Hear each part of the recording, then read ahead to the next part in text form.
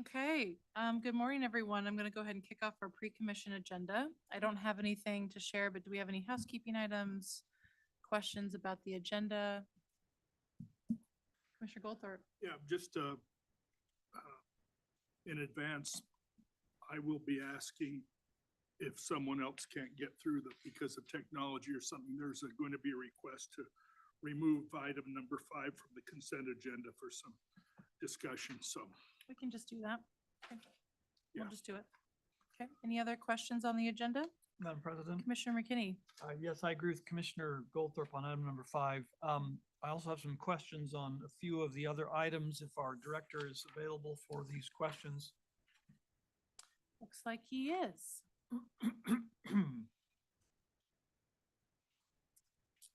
Thank you. Item number 8, the bid award for the Usick Road Black Cat to 10 Mile project. First question, and I was discussing this with Commissioner Hanson a few minutes ago. Is any part of the funds that we got from the state related to Highway 16 involved in this project or not? Madam President, Commissioner McKinney, there's, yes, the correct answer is yes. Okay. It will be paying for all except a portion that is being paid for by the city of Meridian for sewer and water work that they're going to be doing in connection with the project. So the state is paying for, just to clarify, the sewer and water, that's being paid for by the city? Correct. And the rest of it is Paid from for, from the 36 million that the state gave us? correct. Okay, so that's where the 12 million comes from. Okay. And that 2 million is not part of the 12, but it's in addition to it. Is that correct? Madam President, it is part of it. The 12 million includes, so our portion is more closer to 10 9.5 million. Okay, but all of this then is being paid for, and I assume there's impact fees as well that go into this? Madam President, Commissioner McKinney, in this case, we'll be using the funds from the state first Oh, okay, to pay for it. okay, all right. Okay, then, excuse me, moving on. Item number 10. This is the fleet maintenance parts agreement. It looks like we had only one bidder on this bid item, and that seems a little unusual. What do we normally, are we not obligated to seek multiple bidders before we award a contract of this type? And how does this figure, how does the contract amount we've got here compare with what we've paid spent in the past for this? Madam President, Commissioner McKinney, we go through a process to solicit bids. If only one person bids, then we can award it to that one person. This is the person who is behind this is this same company that we have used historically. And they are right in alignment with the cost. There is a small increase to their budget, but primarily because we've been using greater quantities. And so that's beyond that, the costs are the same. It's just simply an increase for additional quantity that we are using in terms of parts as we are fully staffed and are able to get more and do more with our team. Okay, so the budget, the not to exceed amount here is 2.2 million. And what has our annual expense typically been in this field? And I don't expect you to have that number on the top of your head, but if someone could provide that number, that'd be helpful. Madam President, Commissioner McKinney, we asked the question already, so it closer to 2 million. 1.9. Okay, all right. Then items 11 and 12 on the consent agenda, similar type of question. I noticed that we had multiple bidders on each of these, but I did not see in any of the staff reports the bid amounts for any of the unsuccessful bidders, only just a score that was given. And I know those scores are done based upon the bid amount and other factors, but I would be interested to know where the bid amounts came in for those other bidders, if someone could sort of bring those together. Yeah, Madam President, Commissioner McKinney, we can get those for you. The custodial is a small increase in cost with the addition of Meeker, and Franklin will also be included in that. It's a small addition over prior years. And the second one, now I'm blanking what the last one is.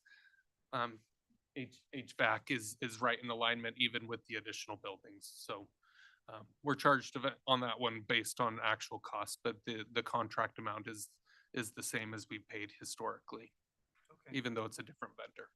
great. Thank you very much. Yep. Any other questions for the director or on the agenda? Okay, Director, over to you.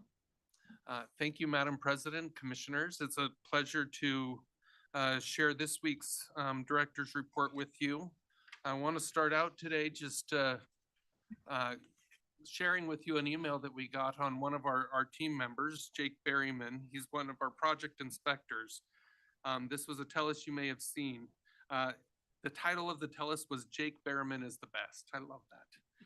But it's great to always hear from the public. It says, construction in front of our store has been a nightmare, and our business is down considerably, which is very stressful, but Jake has helped in so many ways.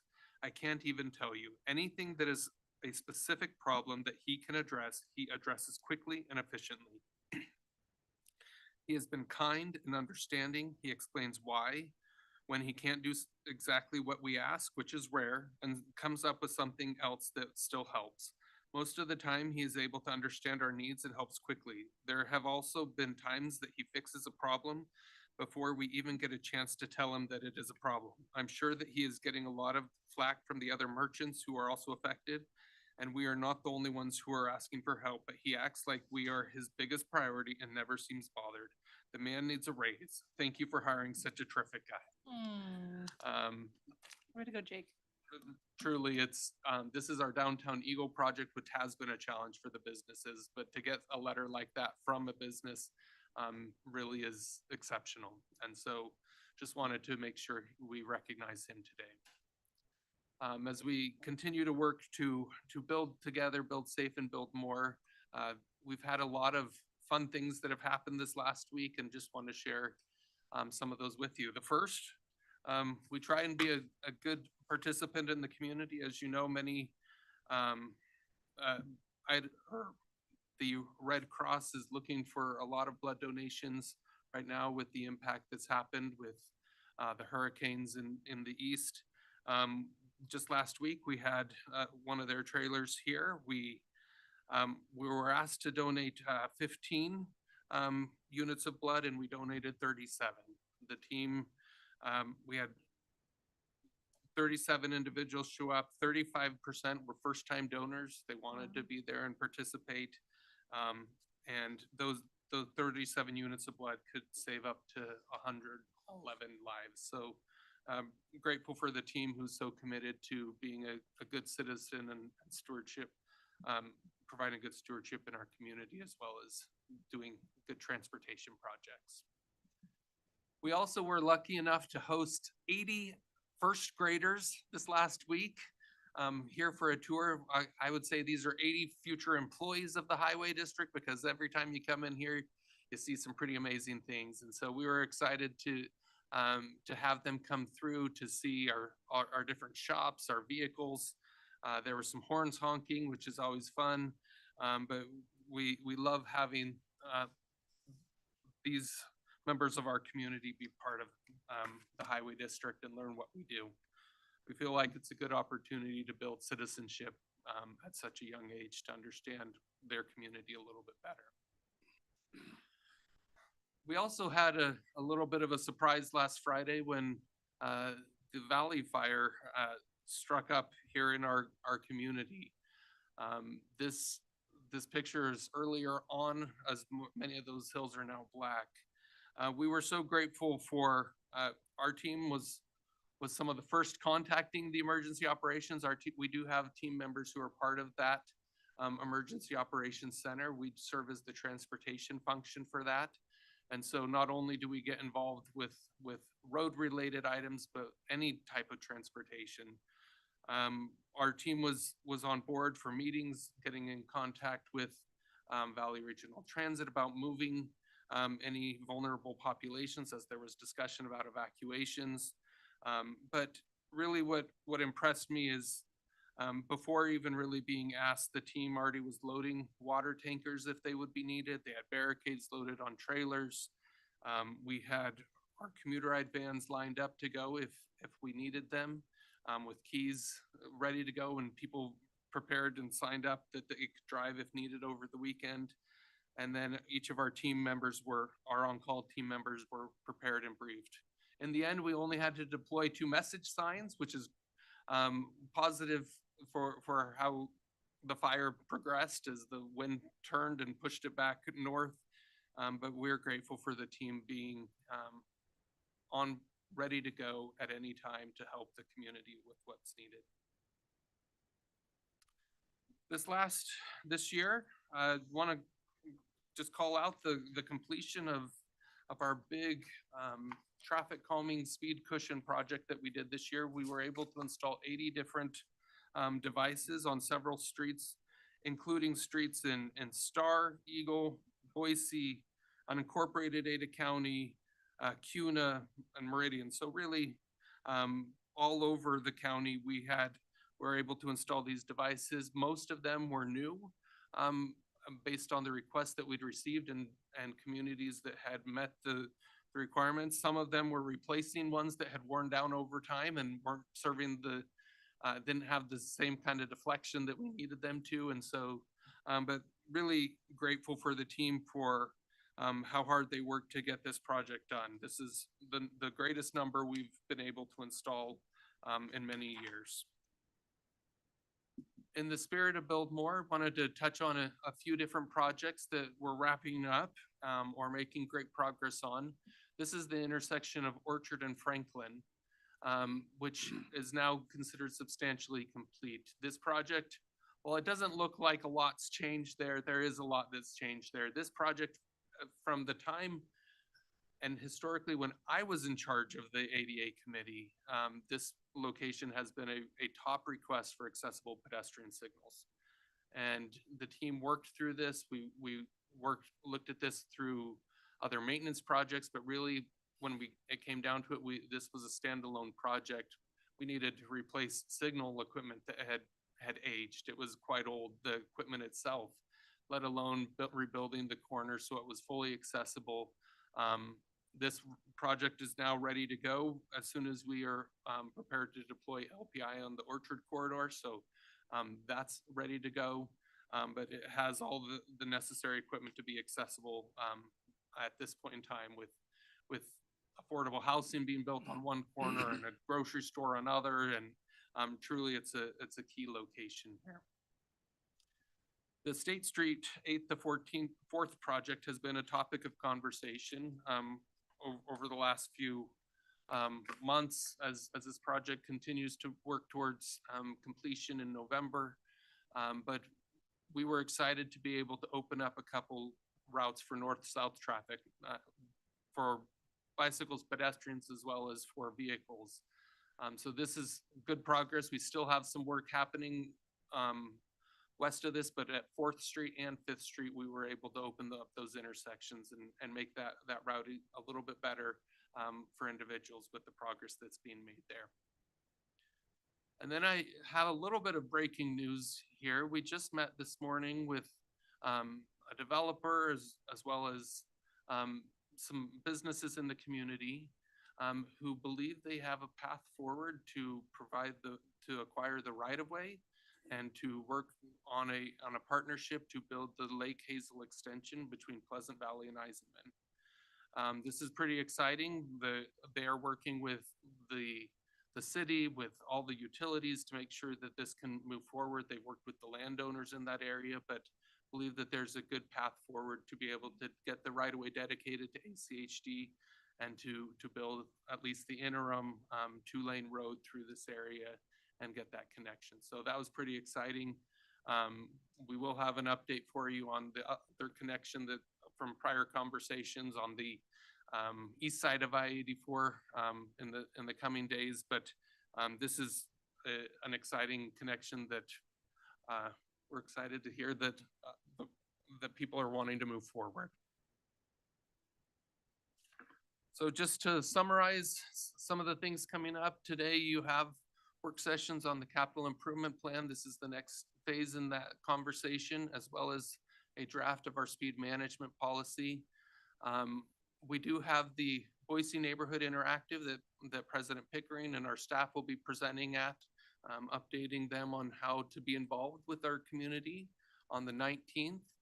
Our next all-staff meeting will be on the 29th. We're having that here at in our broom shed here at Adams. It won't be at Meeker like our last one because there's a lot of construction work happening at Meeker. So we're excited to see that project moving forward quite a bit. And then just as a reminder, that we do have a 5th Wednesday this month. And so there will be a week where we don't have a commission meeting. So with that, commission, I'll stand for any questions. Thank you, Ryan, for that update. Commissioners, any questions? Yeah, Commissioner Madam McKinney? President, Director, I'm just back on that, the Lake Hazel extension. Just help me understand the extent of what the developments are at this point. Is it simply that there are developers who are potentially suggesting a financial partnership for acquiring right-of-way, or who are offering to dedicate right-of-way for this project? How far does this go? We have a developer that is working closely with the landowners who believes that they have it a path forward for the dedication of the right of way. And then they are interested in some kind of a cooperative with ACHD where they would front the cost to build, whether through their development as they build there or completely making that connection with the reimbursement through impact fee credits in the future. So this is an opportunity that we have.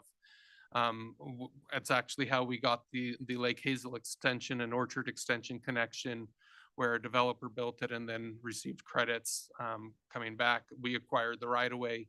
In this case, they've negotiated with the landowners and are working to secure the proper right of way. So we're optimistic that this is this is the farthest and the greatest progress we've seen on this in a very long time.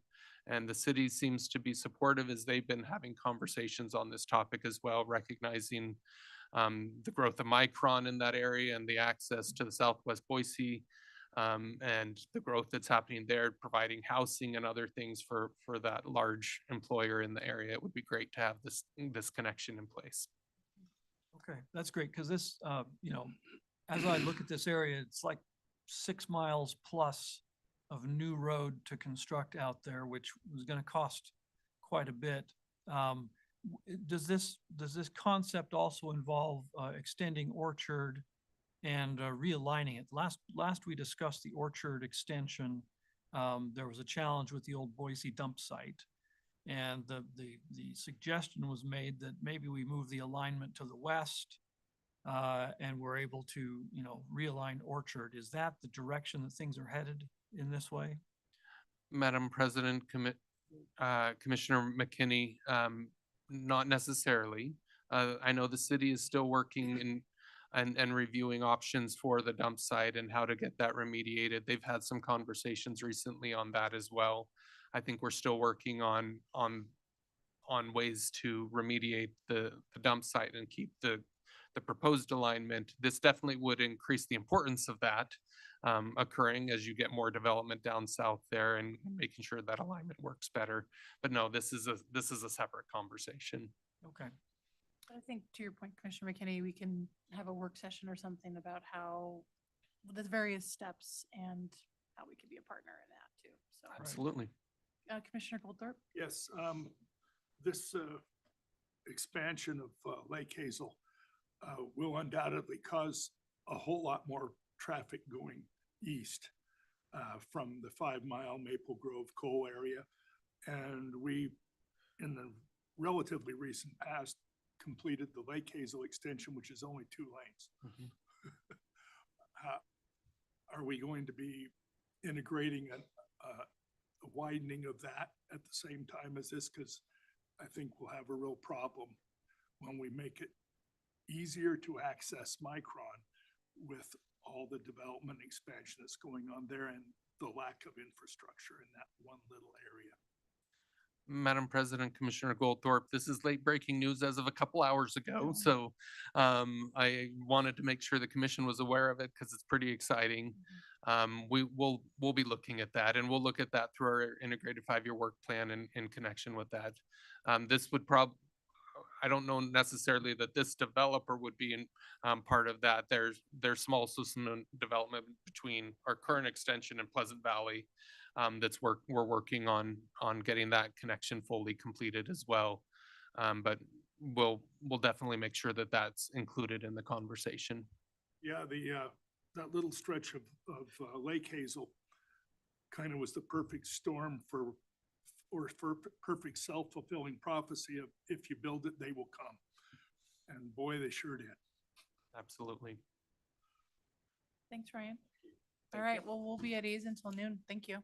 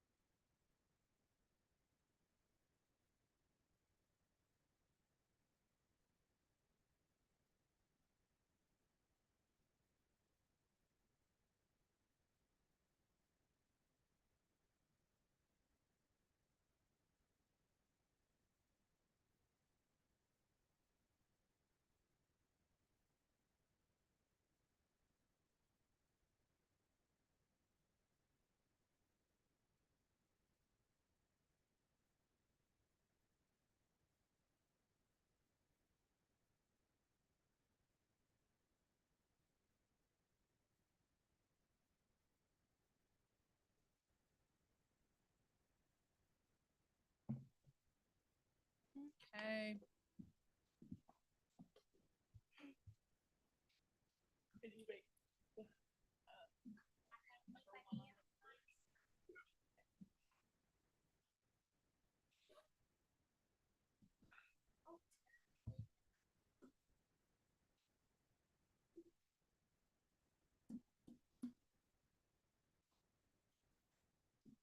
All right.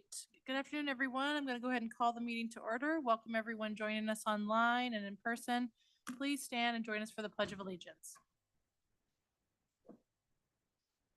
I pledge allegiance to the flag of the United States of America and to the republic for which it stands, one nation, under God, indivisible, with liberty and justice for all.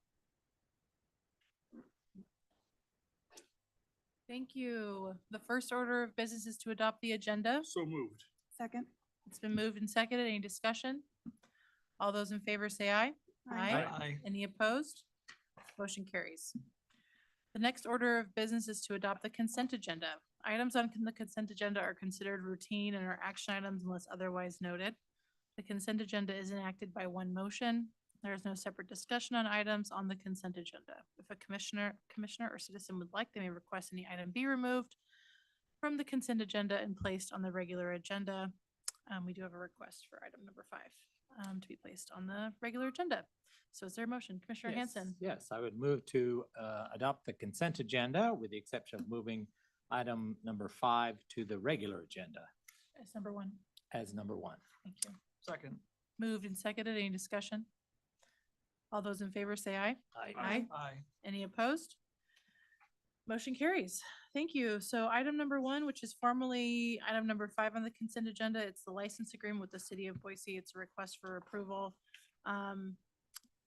Director or Steve, do you mind coming up? Thank you.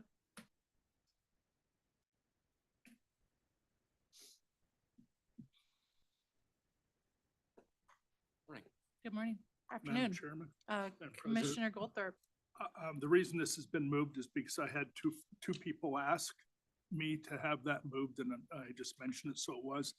I don't know that either of them will appear for testimony, so if they don't, this will be quick, and hopefully if they are serious, they will. Okay. Well, thanks, Madam President and Commissioners. We had a work session on this revocable license agreement, I believe last week. We went over the details. The city of Boise appeared and provided their information and answered any questions that the commission had. The agreement's fairly straightforward. The agreement is simply to allow the installation of cameras by the city on ACHD's traffic equipment. And this is not the first time this has happened. If you recall, a few years ago, we let some of the wireless providers install 5G units on our telephone poles. And many of the same protections that are in that agreement are in this agreement.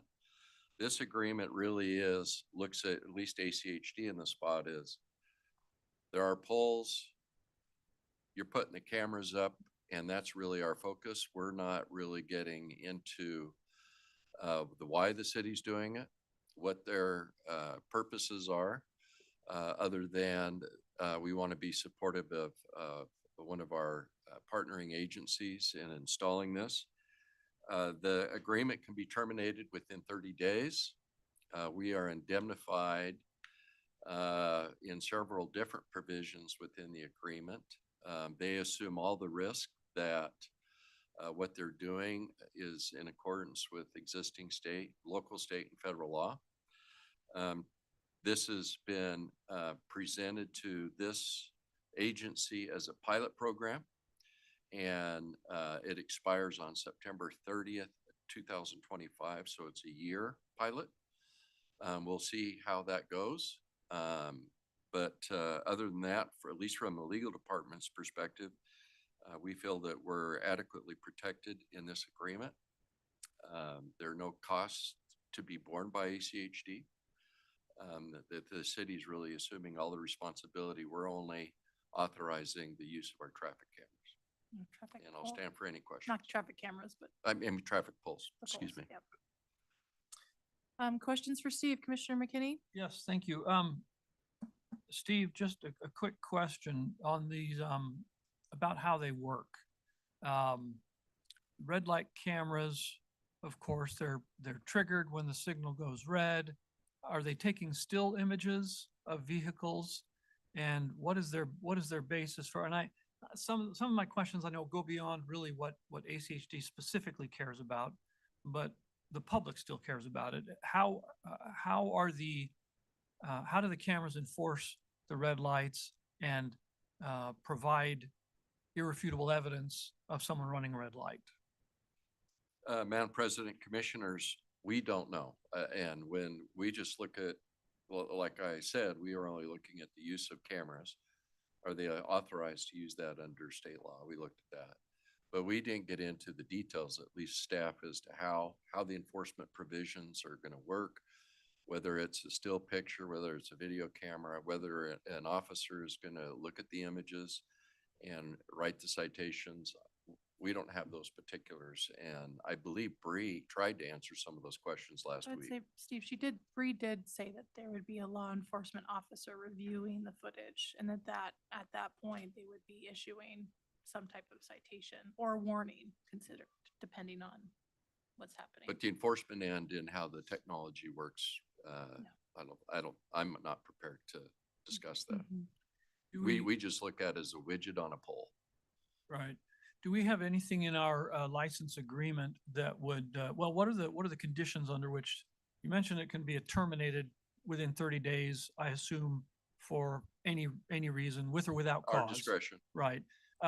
Does it also, though, have specific provisions that call for termination under certain circumstances? The big one, and of course, and I had a discussion with one of our county commissioners on this issue. The concern, of course, is that, has the potential for being used for surveillance and tracking and things of that sort. Do we have any provision in our license agreement that says if we have, probable cause to believe that these systems are being used for these purposes, that would also give us cause to terminate the agreement? Well, I've drafted a few of these license agreements, and I always start with the first one, and that is we can terminate with our sole discretion. And then I don't have to worry about in the future getting tied down to any other causes. And so when you put that stuff in an agreement, then you're just opening the door for future arguments. So if they default in any way, we have the ability to terminate the agreement. And that's the place that I like the district to be.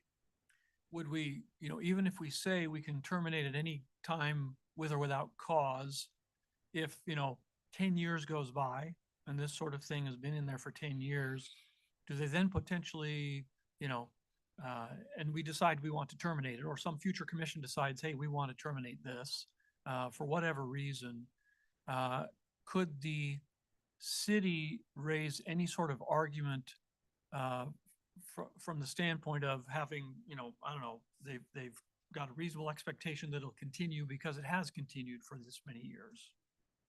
Madam President, Commissioner McKinney, you raise a great point. Idaho is a unique in a minority jurisdiction within the United States. There's a Supreme Court case that says that if they have made a significant capital investment and that they've invested that over a period of time, that they would have some vesting entitlement to that. But again, they don't have that much invested in it. It's really just removal of cameras from our polls. And so I don't think that they will be able to argue with any period of time that the amount of investment that they put in would somehow give them a vested right to remain on our traffic polls. So I'm not worried about that. And if it looks like we're going to get into something like that, then we can negotiate a new agreement or terminate it. So there's all kinds of different ways to deal with that. Could we not simply have something in the agreement that specifies, but there's no vesting of rights? Because I could imagine, as you say, 10 years from now, the city could come back and say, hey, we've spent, $20 million on this system, the entire system that they've built out around the area. And, for the reasons you state, you can't terminate us now because we have vested rights. We most certainly can include the language. I don't think it's necessary, but we're happy to, Madam President, we can include Hold that. on. We can include some estoppel language in there. Okay, Commissioner McKinney, are you done with your questions or do you have another one? Yeah, I think so. Okay, Commissioner Goldthorpe? Yes, one of the things that Bree mentioned last week was that they would be selecting a vendor. That's right. And some of the arguments that I've heard in the last week had to do with other jurisdictions that have had red light cameras before. Mhm. And one of the features of their agreement with their particular vendor was that it wasn't just a flat fee that they got for utilizing the equipment, but it was a fee per ticket given. And so that threw up a red flag for me, not for us, but how stupid other jurisdictions might have been. I would seriously ask that before we ever negotiated a permanent agreement, that we got to review all the pertinent data and see some of the video that was taken, how they're giving the tickets, how certain that sworn officers had to be before they could issue a ticket instead of a warning. Even though we're just licensing a little piece of a mast arm. If this thing isn't completely above board and above reproach, then we're just guilty by association, and I don't want this agency to be put in that spot. Madam President, Commissioner Goldthorpe, I respect that. Thanks.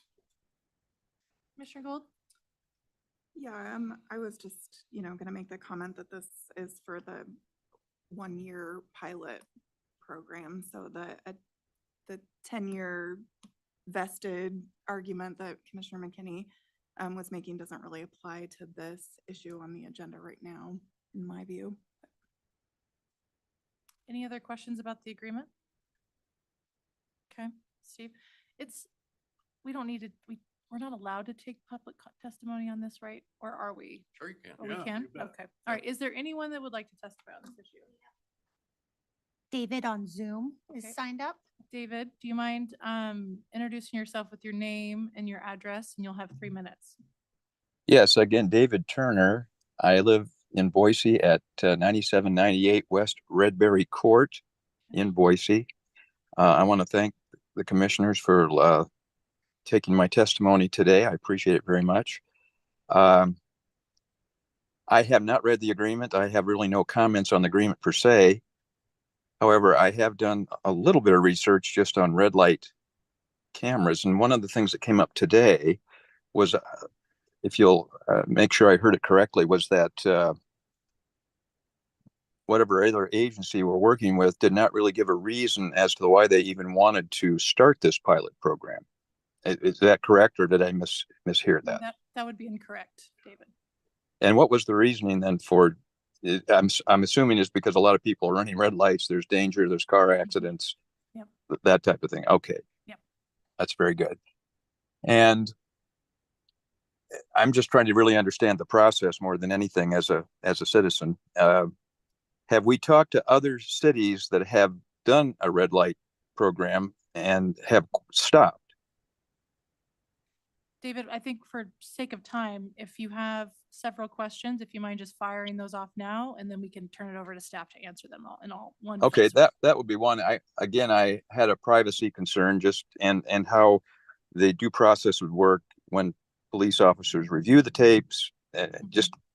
I'm mostly not so much talking about the agreement as to the red light program itself, as its administration.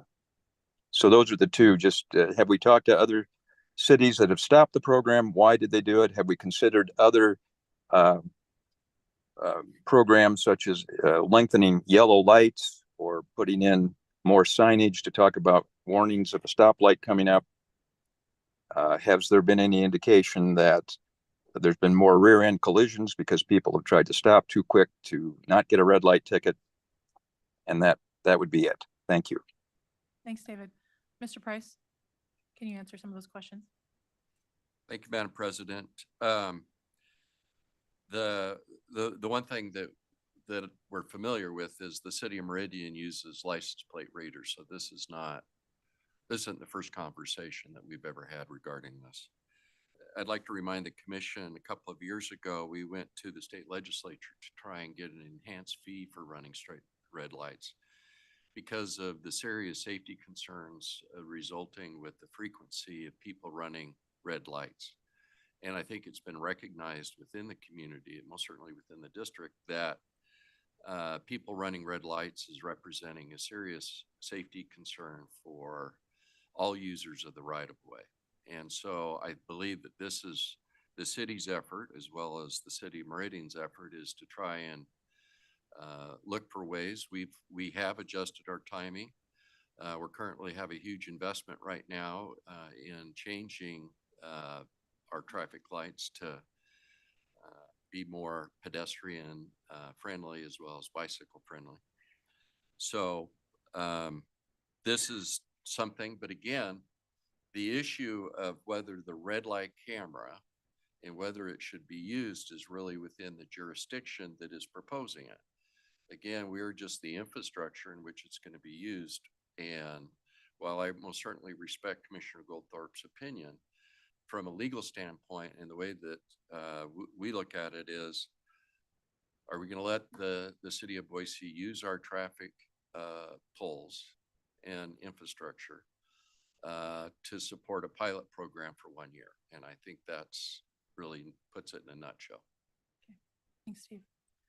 And it sounds like those questions can be directed, and even if it's from the commissioners ourselves, those are great questions to ask the city and their representatives in Boise Police Department. So is there anyone else that would like to testify on this Yes. issue? Commissioner Davidson is here to do that. Did you actually want to testify? Okay, come on up. Welcome. Thank you. Ryan Davidson, Garden City. And I didn't, Can you state your full address, please? oh, it's 121 East 36th Thank you. Street. I didn't really have any prepared comments for today. I got one of this at the last minute. So I guess I'm here to request that this item would either be voted down or tabled to a future date where you could get more public input on this.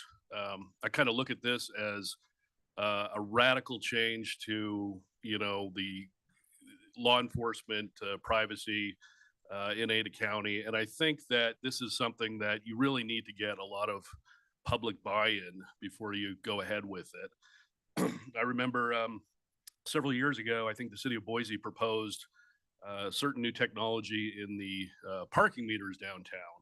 And I ended up testifying against that because I felt it was going to lead to hyper-aggressive enforcement of parking infractions in downtown Boise.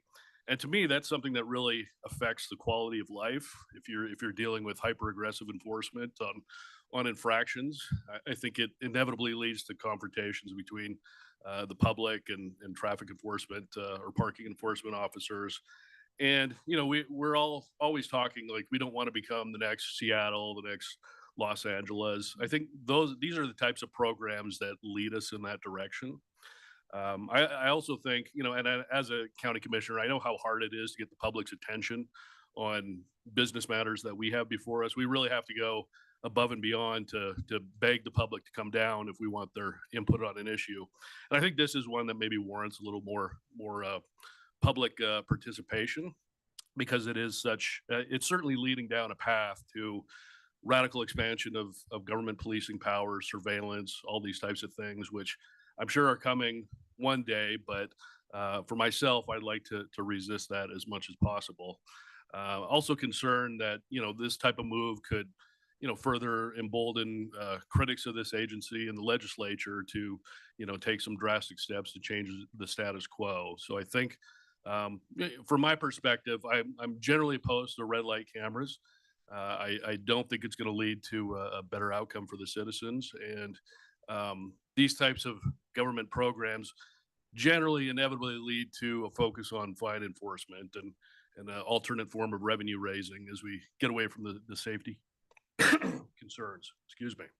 So I would just encourage you to either vote no or table this to another date and publicize it and attempt to get some more public input.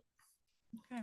Madam President? Yes, Commissioner Hanson. Yeah, thanks, Commissioner Davidson. Thanks for coming. So I assume you've raised this with the city of Boise, that you're concerned, since we're not a law enforcement agency and we don't do anything with law enforcement, just like we don't do anything with the, enforcing scooters in the right of way or fiber optics in the right of way or garbage trucks in the right of way. The city does that. They're a general purpose government like the county. So have you raised this with the agency the government that is setting this up?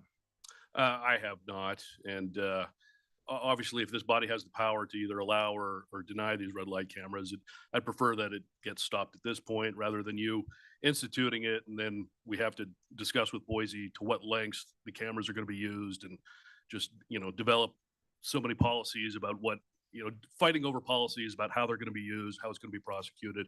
I'd rather just stop it at the source. So the honestly. opportunity, simply because Ada County has jurisdiction over the right of way, which other counties, the cities have jurisdiction over their own right of way, gives the opportunity to stop it without going to the law enforcement agency, the entity. You're saying we should use this agency to stop something that isn't even in our jurisdiction with respect to law enforcement?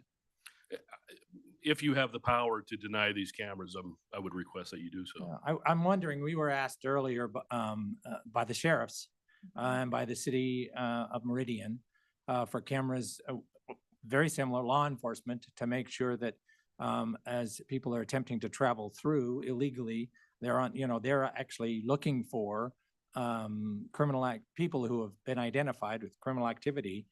We know their automobile, their license number. The sheriffs have asked for that, and we have a license agreement with the sheriffs, which is a county, and we have a license agreement with, I believe, with Meridian. So did you raise these same concerns and ask for ACHG to veto those law enforcement decisions? You currently have a license agreement with the Ada County We Sheriff? do not. Yes. No, we do not, because you killed it, right? I don't We know do what with the happened to city of that. Meridian, I Yeah, remember, not but with I the sheriffs. believe we They have. came to Okay. us and then this county denied it. Okay. My recollection, we did have lengthy conversations with the sheriff department about the program. And when we last left it, we had requested that they develop very strict policies and procedures to protect people's civil rights. And to this date, I don't believe we've heard back. So I don't know what the status of those agreements are. Madam President, Commissioner McKinney. Ryan, just a quick question. I wonder if, given that this agreement would be for a one-year pilot program, this would give an opportunity to try it and see if some of the positive benefits are what is touted, and see if any of the negative concerns come to fruition in any way. Would that sort of situation seem to address some of your concerns? No, no, because, excuse me, I really think that once you let the camel's nose under the tent, there's no going back. I think once they're in place, the old quote that government always expands, it never contracts. And I think once this kind of technology gets a foothold, it's only going forward. It'll never go back. Okay, Commissioner Goldthorpe, did you have something? I had the same questions that Commissioner McKinney asked, and they've been answered just fine. And I hope you understand, Ryan, that there are at least 2 or 3 people on this commission that would go absolutely ape if any of your fears were to come to realization, and that this agreement would stop so fast it'd make your head spin. We have no patience for what you fear coming to pass, none. And if the sworn officers of the city of Boise can't utilize their technology, because it isn't ours, their technology, to make absolutely provable certain that somebody was not absolutely guilty of running a hard red light, then shame on them, because that should be easy. This just isn't a matter of law breaking. This is a matter of people dying in the last few years because of this particular violation. And I know the city of Boise, and I know this commission has gotten sick and tired of that happening. And so that's why last week we decided, we thought it would be a good idea to go ahead and put this on the consent agenda, because for a year, if someone can't prove their integrity, their intentions and everything else with the use of a little bit of our mast arm, then not just shame on them, but if it turns out to be a bad actor doing this, their noses will be rubbed in it so fast and so hard, you won't believe it. And that's why we're not unhappy with giving them this chance to make a real problem in this community either go away or become a lot less serious. I don't know what else I can say, because I'm as concerned about someone's constitutional rights as you are. There are other entities in this country that have done away with these programs, and every one of them that I've heard about, and I've heard about a bunch of them, have been for reasons that probably were valid, because they discovered that it was nothing but a money-making scheme for a municipal entity somewhere else, that people's rights were actually being violated because there wasn't enough evidence to drag him into court in the first place. We're going to be watching that very closely. As our general counsel said, all we're doing is licensing a little piece of metal real estate to these cameras for their program for 1 year. And I know, well, I'm guessing very seriously that you would like nothing better than to have an opportunity to make government show some integrity, because you might use the words after integrity for a change, to get something done right. That's our intention here. We're not the entity that enforces the law, but I can promise you, if we don't see it being enforced, this program won't last. Thanks, Commissioner Goldthorpe. Is there, thanks, Commissioner Davidson. No, I think that's it from us. Could I respond, Madam Chair? Sure. I guess I would, my response would be basically the same response I gave to the sheriff when we were discussing the license plate reading cameras, in that I'm not really concerned about today's Ada County Sheriff's Department or today's Boise Police Department. I'm concerned about the department 5 years from now, 10 years from now, because I probably won't be around to keep an eye on it. This board probably won't be around to keep an eye on it either. It will just continue to expand and potentially get out of control, because again, once you've let the genie out of the bottle, there's really no going back. So I think even if you get these cameras installed, yes, we can keep an eye on it for now, but what happens when we're not here anymore? Again, this is largely to the police departments and the prosecutor's office.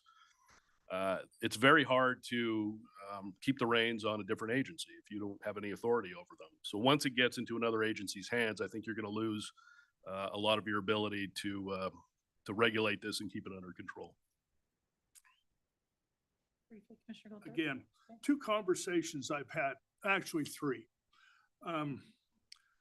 One being with your sheriff face to face, and I've had it with both of the last 2 sheriffs. Why can't you enforce these laws and help us take care of this problem? Answer: we don't have the manpower. Can't you get it in your budget? No. You approve the budget for your sheriff. They don't have any way under heaven to increase their revenue, to increase their enforcement. The city of Meridian doesn't either. And the city of Boise at one time in the recent past said, we're down 36 or 39 sworn officers. We can't do this with our officers. And we can't hire any more. People don't want to be cops. So we really don't know what else to do, because the problem isn't going to go away. And if we can't help it to go away with a little licensing agreement, then there's a problem much, much greater than what either of us anticipate that exists at the present time. One other thing, and you don't have to reply to this because you probably haven't been made aware of it except in the last couple of 3 days. But when I had the conversation with Meridian about not being, about putting some of their ticketing fine revenue back into additional sworn officers to take care of this problem, they said they're having a horrible problem getting money from the courts from the fines issued within the jurisdiction of Meridian, that they were somewhere between $600,000 and $700,000 behind in those receipts. And I know, I told Commissioner Daly about it. He said he was going to look into it. So you can probably ask him where that's gone or going. But I understood all of a sudden, you know, if they're raising all this revenue through regular law enforcement methods and processes, but not receiving money from it, then they are spending a whole lot of money and getting no return for it, other than the fact that maybe people are afraid to break the law again. But, you know, this has a little bit of a different twist to it. When, you know, someone like me comes up with a financial way for a municipality to be able to afford enforcing the law, and yet they can't because they can't get the financial remuneration back from their enforcement actions to afford more sworn officers, then I just, you know, throw my hands up in the air, wear my red shirt, talk about red light programs, and away we go. Thanks, Commissioner Goldthorpe. All right, thanks for your time, Commissioner Thank you. Davidson. Is there anyone else that would like to testify on this issue, Ms. Stacy? Okay. Commissioners, Madam President, I would move to approve the request for a license agreement with the city of Boise. I'll second that. moved and seconded. Any discussion? Madam President, Commissioner McKinney? let me just comment on this before the vote is taken. I share the concerns that have been presented. I think a 1-year pilot project will give us an opportunity to see whether these concerns are the bigger issue or whether traffic enforcement, traffic compliance, what have you, improves. I think it's an opportunity to see whether this works and has the intended effect without the negative feared side effects. So I'm willing to vote in favor of this simply because it's just a 1 year and we can reconsider.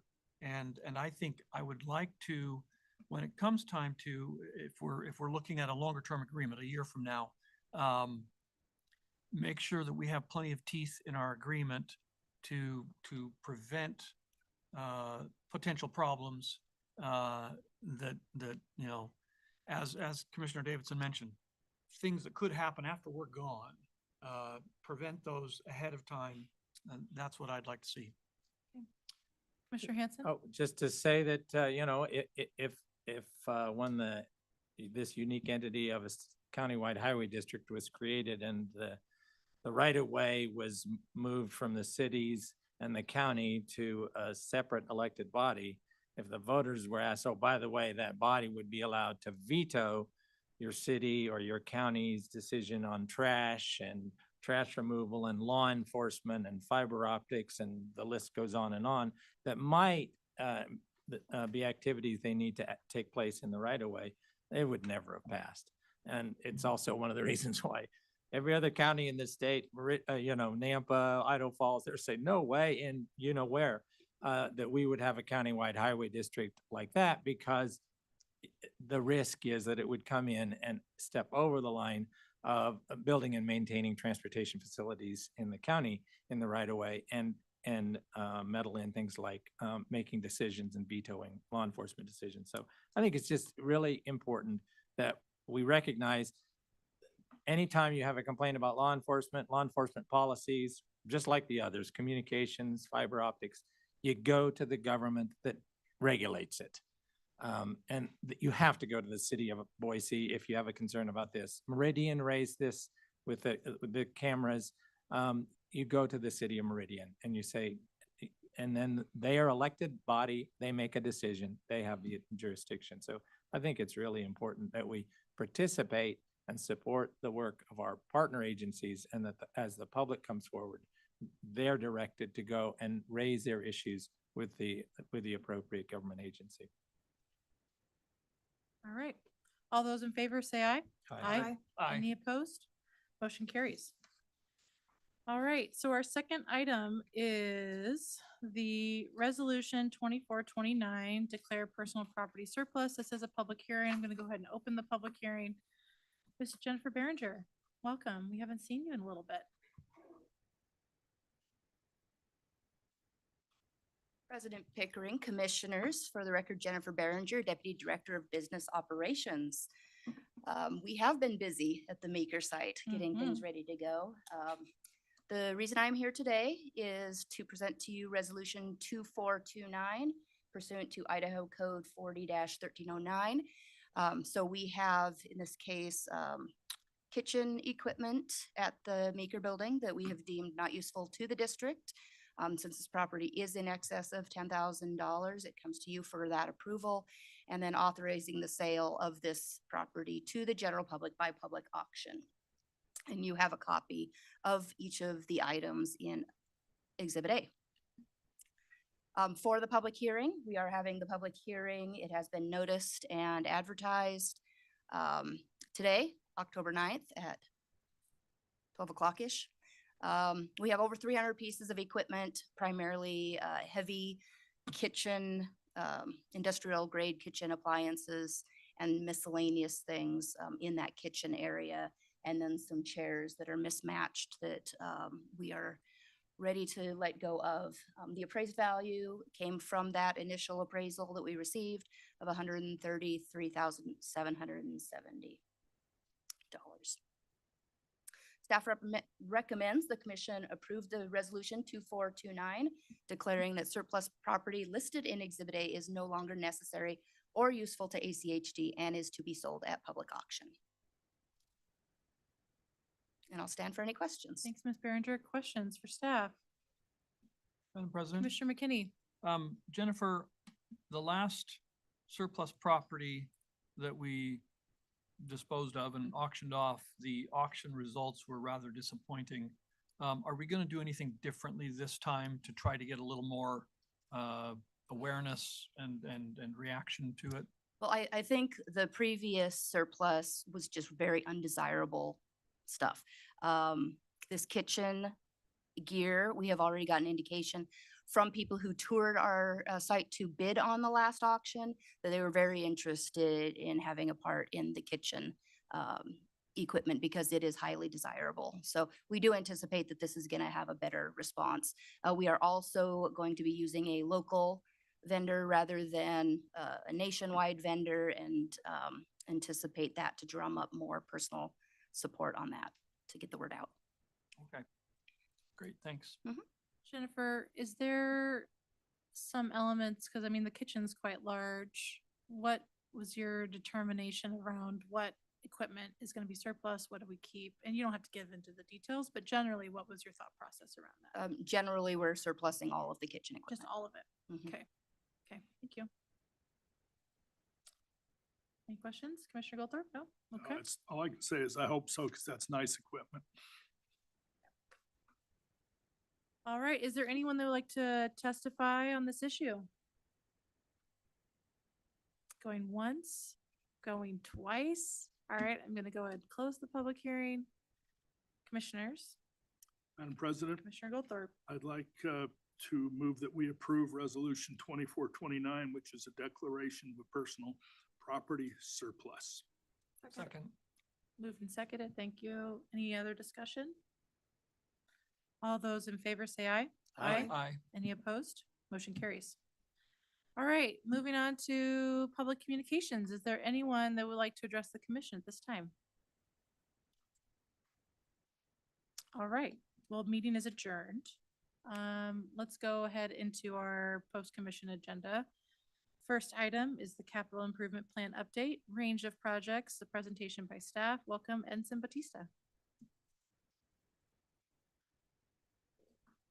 Good afternoon, Commission. My name is Serensen Bautista, ACHD Senior Transportation Planner and co-manager for the Impact Fee and Capital Improvement Plan update. Here with us today, we have Megan Anderson, Impact Fee Administrator and Co-Manager for this update. And our consultant for this project, Kittleson and Associates with Sonia DeLayden.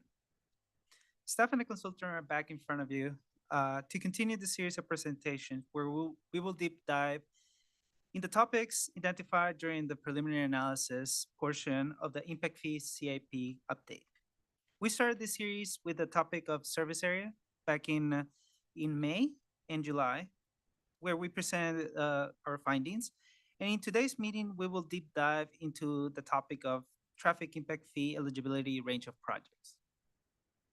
In this presentation, we'll cover what we heard from the Commission and the CACAC on this topic, what is defined in the Idaho statute, ACAC current practices, and findings from the peer agency review. While staff and the consultant will present scenarios for consideration, we will be looking for Commission confirmation and guidance on which changes they would like to staff to explore further. With that, I will give the time to Sonia, who will lead us in today's presentation.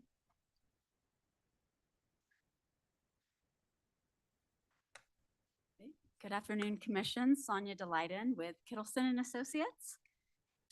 So I'd like to start off this work session with just a reminder of what has been completed on this project to date. So we started just a little over a year ago with a series of visioning sessions with both yourself as the Commission as well as your Capital Investment Citizens Advisory Committee.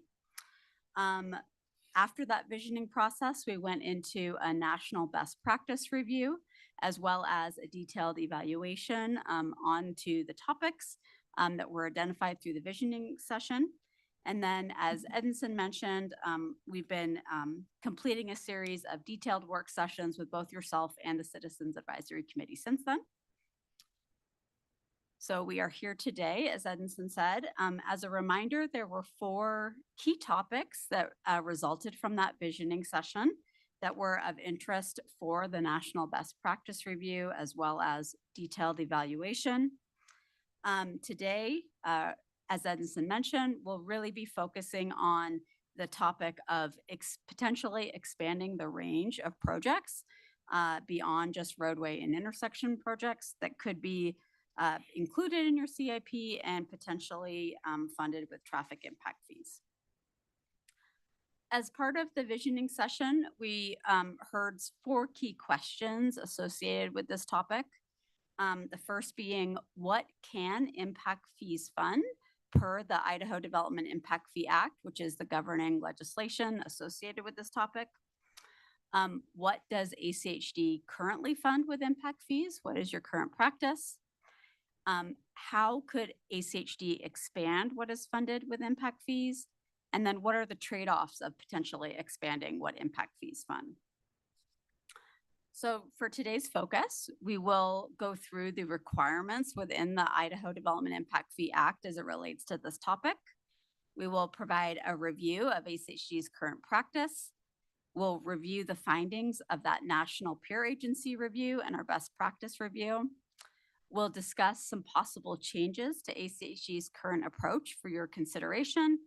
And then we very much would like to hear from you, any questions or comments you have, and any direction you would like to provide at this time as we move forward.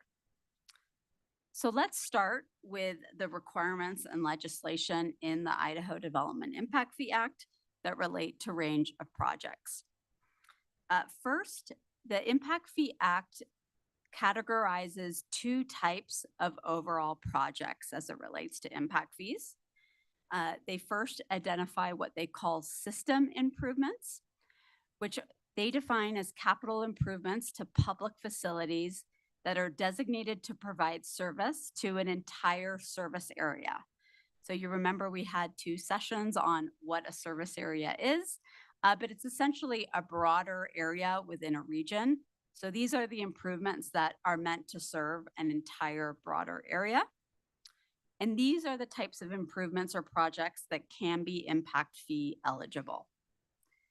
The Impact Fee Act also identifies what they call project improvements. And these are improvements that provide service to a particular development and are necessary for the use of the occupants and users of that development or particular land use. And the Impact Fee Act identifies that these types of improvements are not impact fee eligible, but ACHD does have the authority to condition these types of improvements through your exactions and other conditions of approval when you are part of the land use approval process. So for example, I just have two examples up here of what would be categorized in both of these types of definitions in the Impact Fee Act. The first system improvement example. So one example that you may be familiar with is Eagle Road for the mile segment between Victory and Amity and at the associated intersections as part of that roadway segment. So that was a project ACHD recently implemented, the widening of that facility, putting in intersection improvements. And that arterial road really does serve a variety of users in that entire area, people traveling north and south in South Meridian, as well as through other destinations. I know I drive that road, even though I live in Boise, I drive that road all the time, taking my kids to soccer practice. So it's used by a variety of users. A project improvement example would be the Oahe Storm Avenue and McMillan Road traffic signal. This was a traffic signal that was identified through the transportation impact study that was completed for Oahe High School a few years ago. And it was determined by that analysis that a traffic signal at this intersection was necessary to serve the traffic from the high school development safely. And so that was conditioned for the development of that high school to put in as part of their approval process. Next, the Idaho Development Impact Fee Act also has a very specific definition of what a public facility is. You'll remember the definition of a system improvement said it was an improvement to a public facility that serves a wide area or a service area. It also defines what that public facility is. And the Act outlines these 6 categories of what classifies as a public facility. So it's roads and streets, bridges, right-of-way, traffic signals, landscaping, and stormwater facilities. So these definitions are very important and are the current binding legislation that must be adhered to when we are developing projects for your capital improvement plan. Moving on to ACHD's current practice. So for many years, ACHD has implemented a strategy that aims to have development pay for its share of the impacts that it has for growth, while also balancing what is allowed per the governing legislation, and also managing the levels of your impact fees so that you continue to support your land use partners and the economic opportunities within Ada County. The current strategy that is applied categorizes components of your impact fee projects into those that are fully funded by traffic impact fees, those that are partially funded by traffic impact fees, and those that are not funded by impact fees. So you can see those categories up here. Really, the strategy and the thought process that is currently applied and has been applied for some time really tries to distinguish what are the new elements of projects that we can fund through impact fees that are really being driven by additional capacity in the system. And that's been sort of the current practice for some time. Sonia, really Yes. quick question. On the piece where it's partially funded by impact fees, Yes. is it a percentage? Yes. Could you explain that for those Yeah. 2 pieces? Yep, great question, President Pickering, commissioners. So for the components that are listed as partially funded by impact fees, a percentage of the project costs, of those elements of the project costs are taken and assumed as impact fee eligible. And then there's a percentage that are not considered impact fee eligible.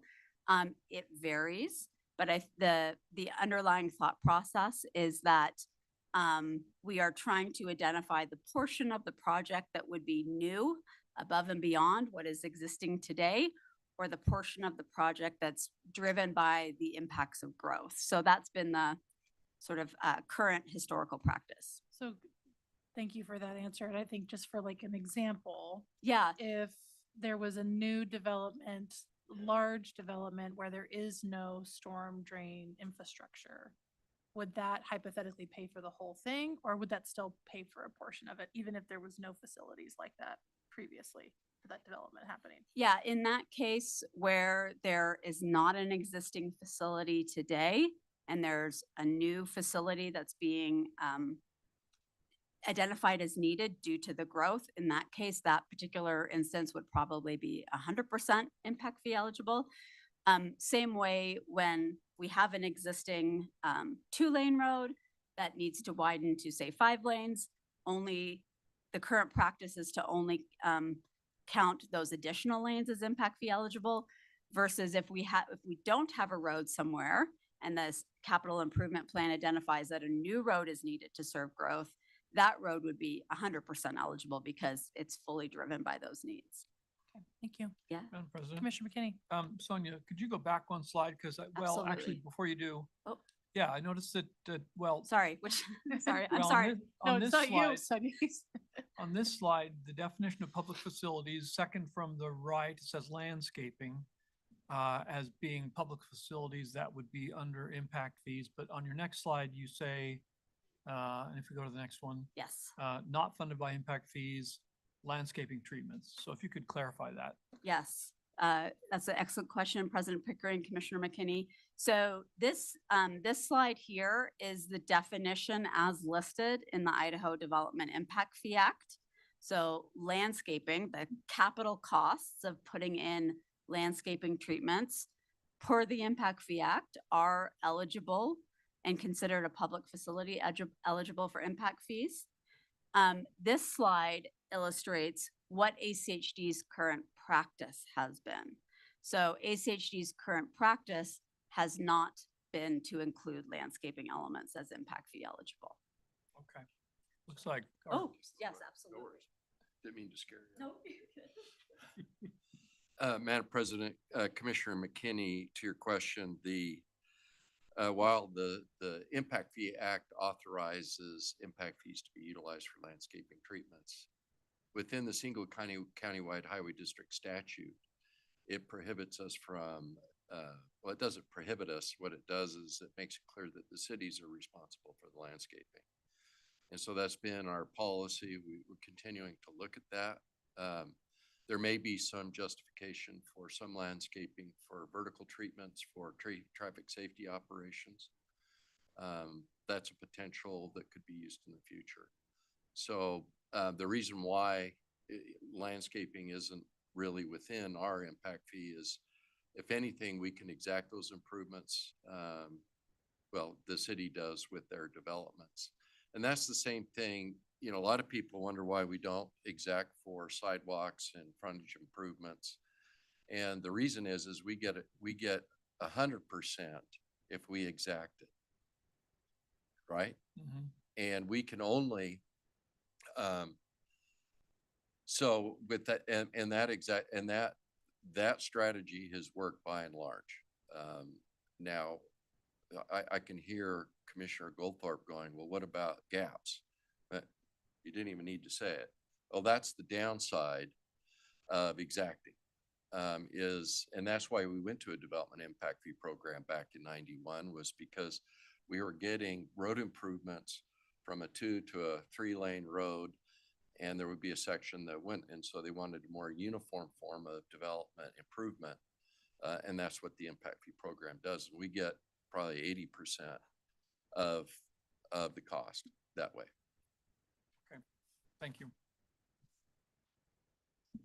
Thank you. Mr. Price has given some great previews of where this presentation is going. But so with those 3 categories, I did want to share, what does that actually look like in practice?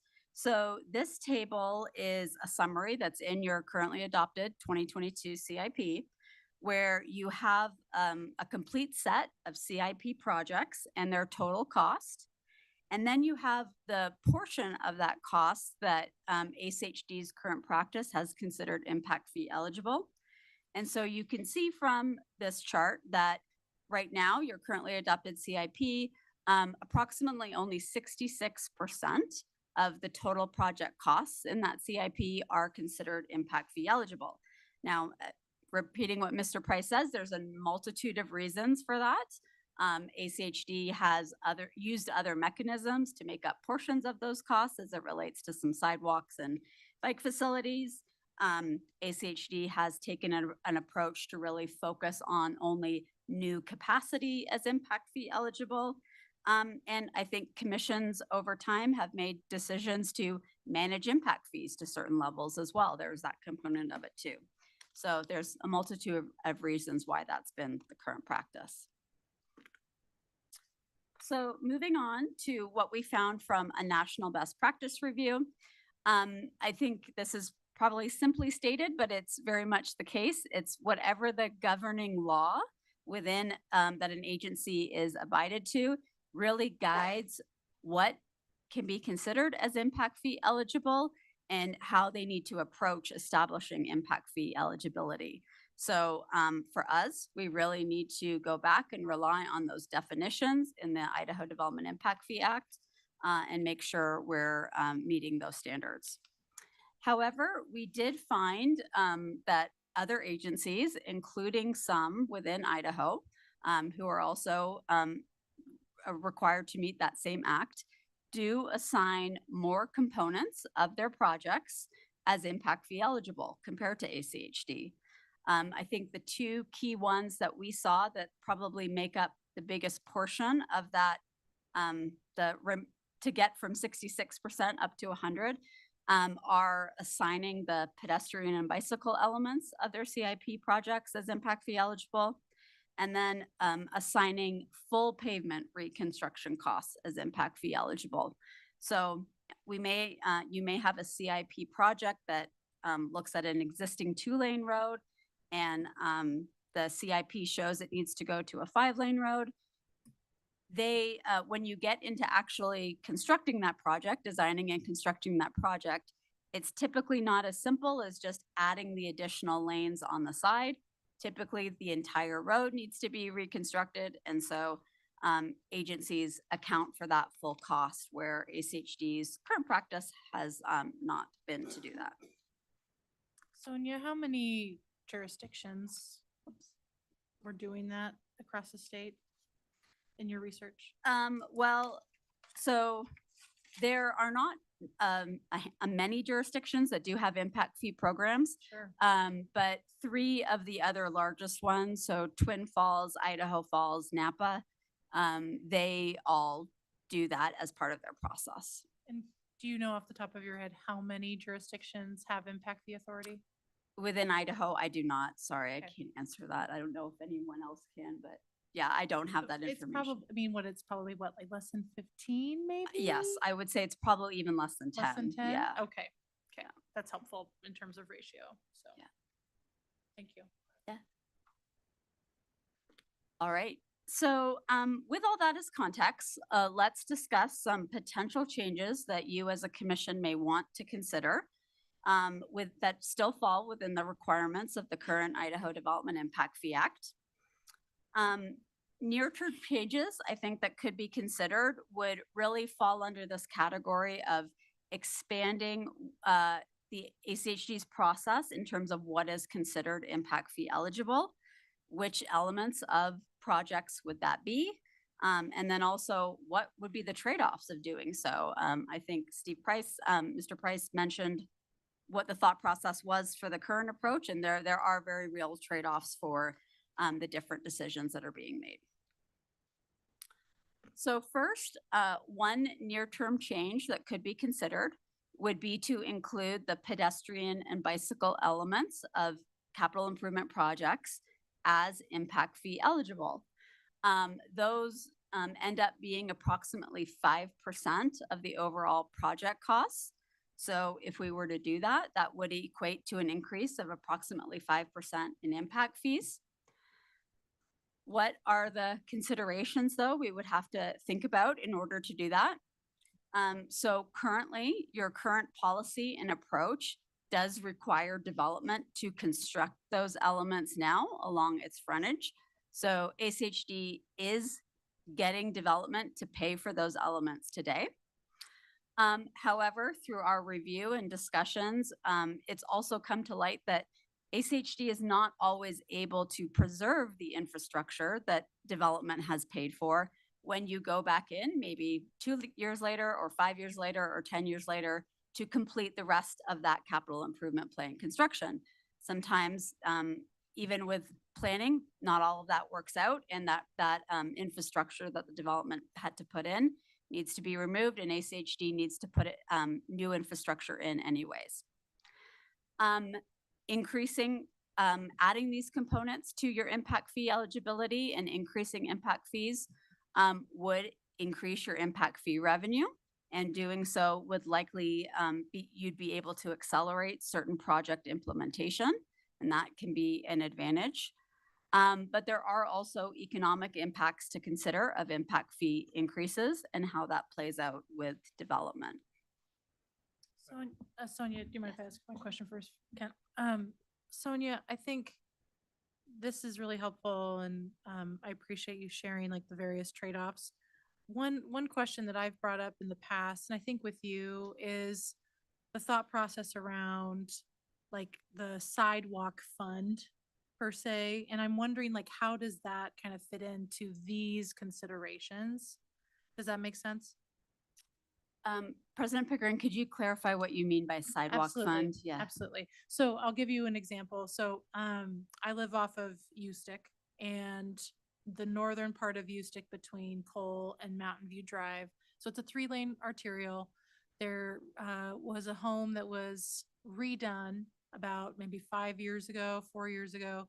And I think through our process and the city of Boise's process, we demanded that they put in a detached sidewalk from on that development. Justin's looking at me. So, but basically it's literally like a section of sidewalk that goes to nowhere, and there's no connecting sidewalks on an entire section of that arterial. And so it's things like that that I'm wondering, how do we prevent against those types of things? Because we don't have a plan. I mean, we kind of have a plan, but it's really not, hasn't been tested or considered in like the last 10 years with the city or with the neighborhoods. And I've noticed that there's lots of those types of cases throughout our county, and especially in my district. And so the sidewalk fund, where they put that money that's separate into, that's just for those sidewalk improvements for some time down the road. And so we don't have to they don't have to actually build it on that adjacent property, but that's what I'm trying to, how does that fit into this, and does it fit? So President Pickering, that would sort of fall into what we're saying here. If Okay. you were to include your pedestrian and bicycle elements as impact fee eligible, they would pay that as part of their development impact fee.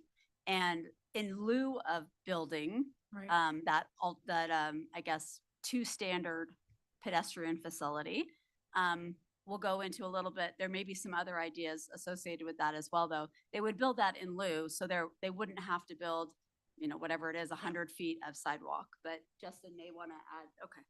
Yeah. Well- So that would be a potential outcome and scenario here, correct?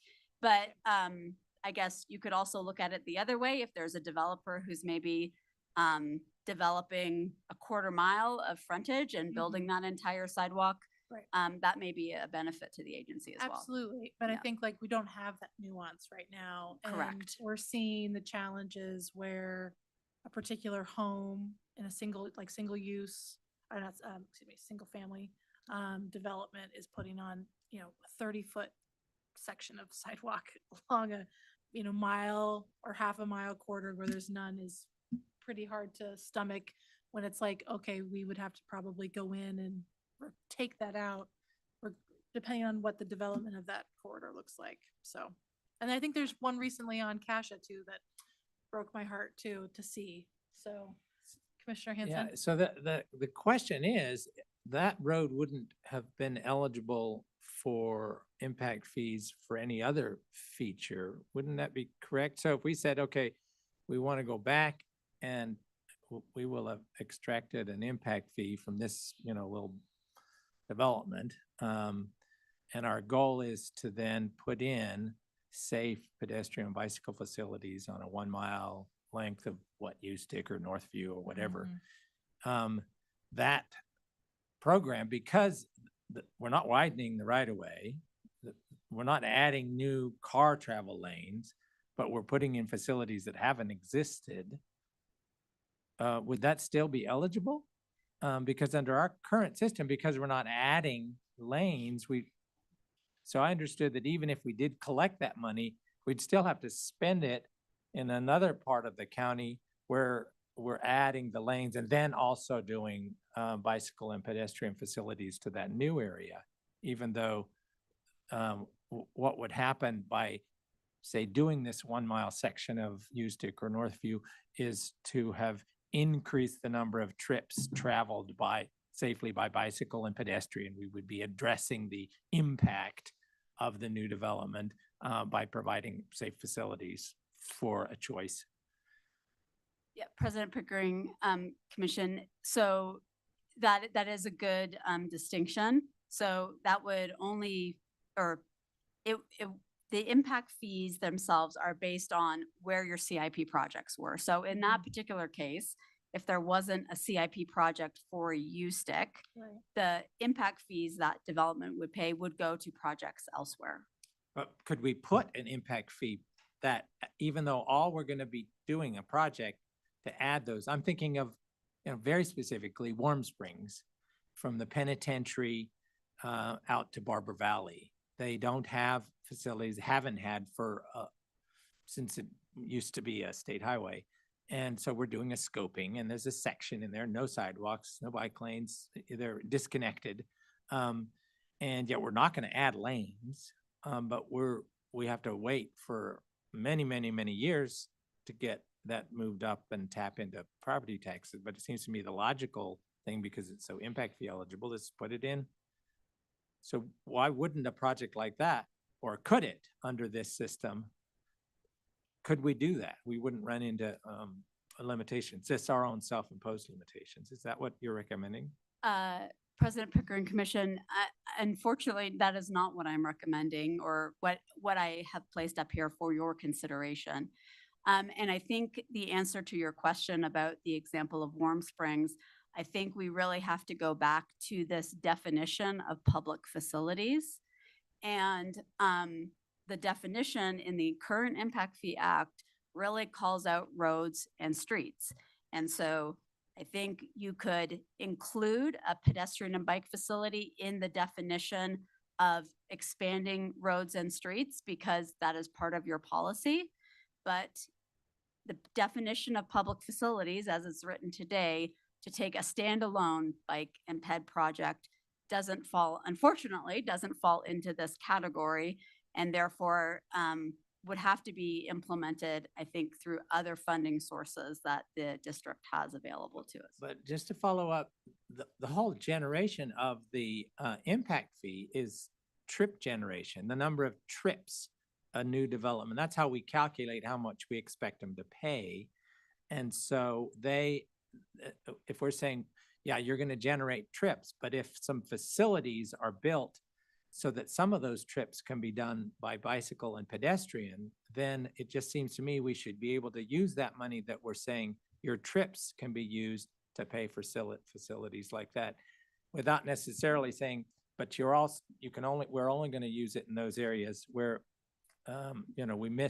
we haven't missed the boat in providing that safe facility. Yeah, and I'll just clarify, President Pickering Commission, your fees are not actually calculated on all trips. They're calculated only on vehicle trips. Vehicle trips. Yeah. That's simple. Madam President, Commissioner Hanson, one clarification I just wanted to make in this. While the impact fee itself could not be generated to cover that by making the bike and pedestrian facilities adjacent to and connected to our CIP projects impact fee eligible, the 33% that currently comes from our general fund would become more available, and you would have those additional funds available to build sidewalk projects like what you're talking about. I guess, thanks for that. I guess I have a different question for you, Sonia. So thanks for helping us figure out and digest, understand all of the Absolutely. various components of this. It's important that we understand all of these nuances. So correct me if I'm understanding this correctly, for specifically as it relates to the example that I gave. So that is a single family unit. I think they might have done some type of ADU or something with that development. So that technically wouldn't fall under these sets of standards because it's not a large development, right? Because it's not technically in the CIP. And would that be a different conversation or would it still be considered? Because that's what I'm trying to figure out. Yep, Or because pres- you keep referring to very large projects and I'm like, is that what we're talking about? Or are we talking about all projects? Yeah, President Pickering, good question. So any development, any type Mhm. of development is subject to your impact fees. Okay, yes. Why that, I was answering Commissioner Hanson's question, which was that if when they paid their impact Mhm. fee, that wouldn't go towards a project in front of their house. And that was because Ustick Road was not a CIP project. It did not have a project in the CIP. So the impact fees that are collected would go towards the projects in the CIP. In that particular example, there wasn't a project on Ustick Road. Now, if that same home was on, say, Beacon Light Road or Floating Feather Road, and that facility had a CIP project, and they paid, a single home paid their impact fees, it could go towards a project right in front of their home. So it's the fact of where that project was located. Is it located on one of your roadways that has a CIP project identified for it? Okay, Does that help? that's helpful. Okay. Thank you. Commissioner Goldberg, did you have something, a question? I did, but then I Sorry. figured out the answer. I'm sorry. You thought I forgot, right? Yeah. We went down a rabbit hole, sorry. No, if I keep talking nonsense, eventually you'll figure out the right answer yourself. That's right. And I think just hearing your last point though, Sonia, it's, I'm sure I'm gonna have a better sense of what all the nuances that you're talking about, but like just on the surface, like that explanation feels confusing because it's like, here we are then asking the developer to put in this sidewalk that's not gonna be used. It's not context sensitive. It's not mindful of the entire corridor, right? So I feel like, however, I feel like that's maybe sequences of conversations, right? But I just want to flag that's something that I really would like to solve. If it's not part of this conversation, hopefully it's a different conversation. Yeah. Hi, Chrissy. Madam President, Commissioners, Christy Little, Development Services Manager. I'm gonna go off topic of impact fees, but maybe put the sidewalk question to bed. Yeah.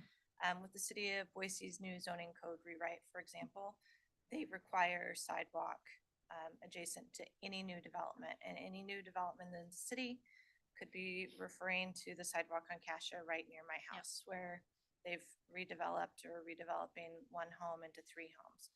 Highway District isn't requiring the sidewalk. We're assessing impact fees on that house. Okay. You're going to see more of these standalone sidewalk projects throughout the city just because of the new zoning code rewrite. Okay.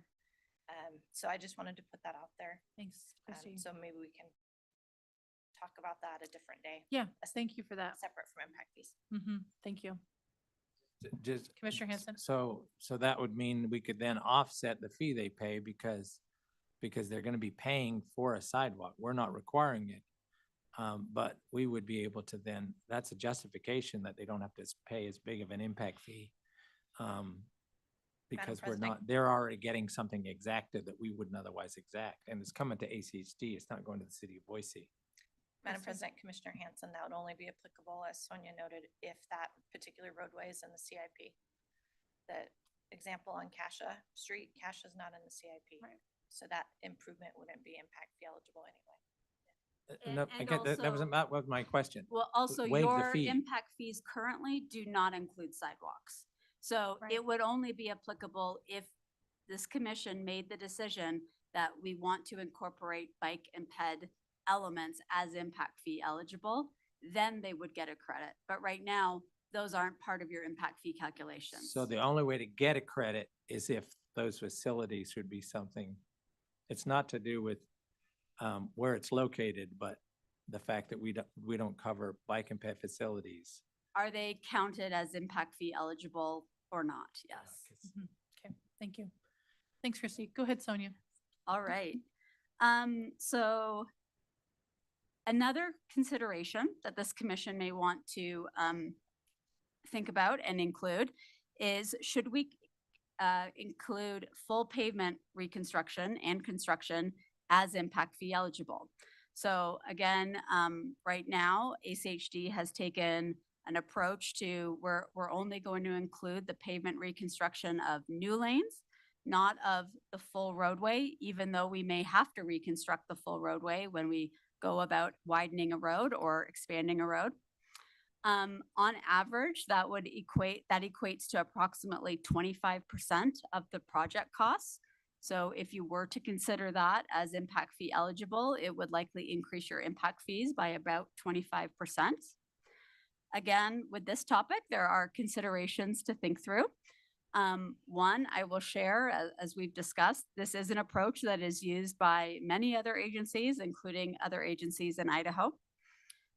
This would increase your impact fee revenues, which again would have more revenue available for project implementation. As Director Head said, not only for impact fee eligible project implementation, but you would not be making up that remaining percentage from your general funds and other revenue sources. So that would be an advantage. It would be a change though, however, to ACHD's current approach and the way your systems and calculations are set up. And it would be a relatively significant increase to your impact fees for just this one consideration alone. Obviously, there are many things that feed into your impact fee costs, including the number of projects you have, what construction costs are like these days, what our project cost estimates are. So that is something to be aware of and consider as you weigh these decisions.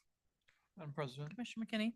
Yeah, Sonia, let me make sure that I understand this, because if we change things to make full pavement reconstruction impact fee eligible, that by itself, it seems to me, would simply change the allocation of funds, what the impact fee funds are paying for, rather than how would that directly increase the amount of impact fees that developers pay? Wouldn't we then have to change the formula by which impact fees are calculated for a developer? Help me understand so I'm not confused on this. Yeah, President Pickering, Commissioner McKinney. So I'll try and walk through an example here. And I'll use the example of a 2-lane road today, and your CIP says that needs to be a 5-lane road in the future. Say the total construction cost of making that road a 5-lane road is $1 million, because I can only do round number math in my head, but $1 million. Right now, your impact fee calculations apply a factor to say, even though the full project cost is $1 million, those 2 lanes are existing today. So we are going to reduce the cost of that project by 25%. So it's going to be $750,000. And only that $750,000 of that project cost is eligible for impact fees. So, but when you as a district go out to actually build that project still costs $1 million. So that 25% that you discounted because those lanes are there needs to come from some other revenue in order for you to implement that project. Right, I understand, but that's simply the allocation question. That's how we shift the money and which pot we pull the money out of. That doesn't directly change the amount that developers pay in impact fees, because that's done per square footage of a development. So it would seem there's 2 steps here, and I only see one step being addressed here. Yeah. The other step is we then change our impact fee assessment model and charge 25% more to developers in impact fees because we're doing this, but there's still 2 separate steps. Am I right in that, or am I mixed up still? So President Pickering, Commissioner McKinney, so the impact fees are developed, the cost of impact fees are developed based on these numbers on your screen right here. So right now, in ACHD's current practice, your impact fees have been developed based on what we're assuming is a impact fee eligible cost of $641 million. And that number has been developed by taking some of these reductions that are in ACHD's current practice. So yes, the impact fees are based on square footage or number of houses, but how you get that actual cost, the $3,500 or whatever it is today, is based on how much do the projects in our CIP cost. But there are reductions in those project costs that ACHD's current methodology applies. And one of those is we are not going to consider the full pavement reallocation as impact fee eligible. Even though we may have to go out and do that when we widen a road, because those lanes are there today, we're going to discount for that. And so instead of basing your impact fees on the $973 million, you've only based it on the $641 million. Okay, so in other words, the formula that we use to determine what the impact fee is for a given development, whether per unit or per square footage or what have you in type of development, is based upon this total number Correct. of impact fee eligible costs. So that's how the allocation is tied to the development. assessment, Yes. I guess you'd yes. say. Okay. Yes, that's correct. Yeah. It looks like our And- lawyer wants to say something more. Okay. We can't leave you alone today. Apparently not. No. That's all right. I appreciate that. Madam President, Commissioners, on the, for the issue of paying for all of the pavement, the one reason that we haven't in the past is, I'm going to make this more confusing, but I don't mean to. There's a constitutional standard over impact fees. And it's set by really three big Supreme Court cases. One's Nolan, another one's Dolan, and more recently is Dobbs' decision. And what it says is that a governmental entity can't charge any more, can't charge impact fees that exceed in rough proportion to the impact of that development. And so we've looked at that. The two lanes exist. If the development didn't happen, those two lanes would still exist. I would most certainly, before the commission goes down that path, I'd like to have a hard review, legal review of that.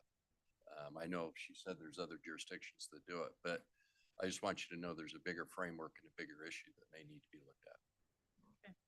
Well, and a 25% increase in development impact fees would be a huge thing for developers. Commissioner Goldthorpe. Yes, I'd like to congratulate you, Sonia, for allowing me to answer my own question again. I talked to a lot of people, and all of a sudden I realized why at least one of the other in close proximity highway districts charges about 25% more than we do. And usually it takes 3 or 4 visits with Christy Little before she figures out how to pound it into my head. But thank you. If I understand that now. The second thing, and it has to do with what Steve just said, there's a case going to the Supreme Court of the United States from a municipality in California that for one home charged over $26,000 for just the highway impact fee. And finally, this homeowner says, I'd rather pay an attorney than pay you. And so this may have, that has some substantial implications for impact fees in other places, but I don't think we're going to get anywhere near that ridiculous, even if we took a 25% jump. But thank you. Commissioner Hanson. Yeah, so I want to get at the whole notion that anytime we adjust something, it forces an increase in the fee. The fee is calculated based upon the number of estimated projects in the CIP. But we're building them, so we're finishing them, they get done, right? And then we want to put some new projects in, right? So instead of raising the fee, could we not just say, okay, we're not going to put new projects in? We could add that 25% or a certain percentage to the existing projects to pay for those. Isn't that a way of avoiding an increase? You don't keep adding more projects because they're getting built, they're done. President Pickering, Commissioner Hanson, that is an approach you could take, absolutely. There are many different, knobs that can be adjusted in this process, but you're absolutely right.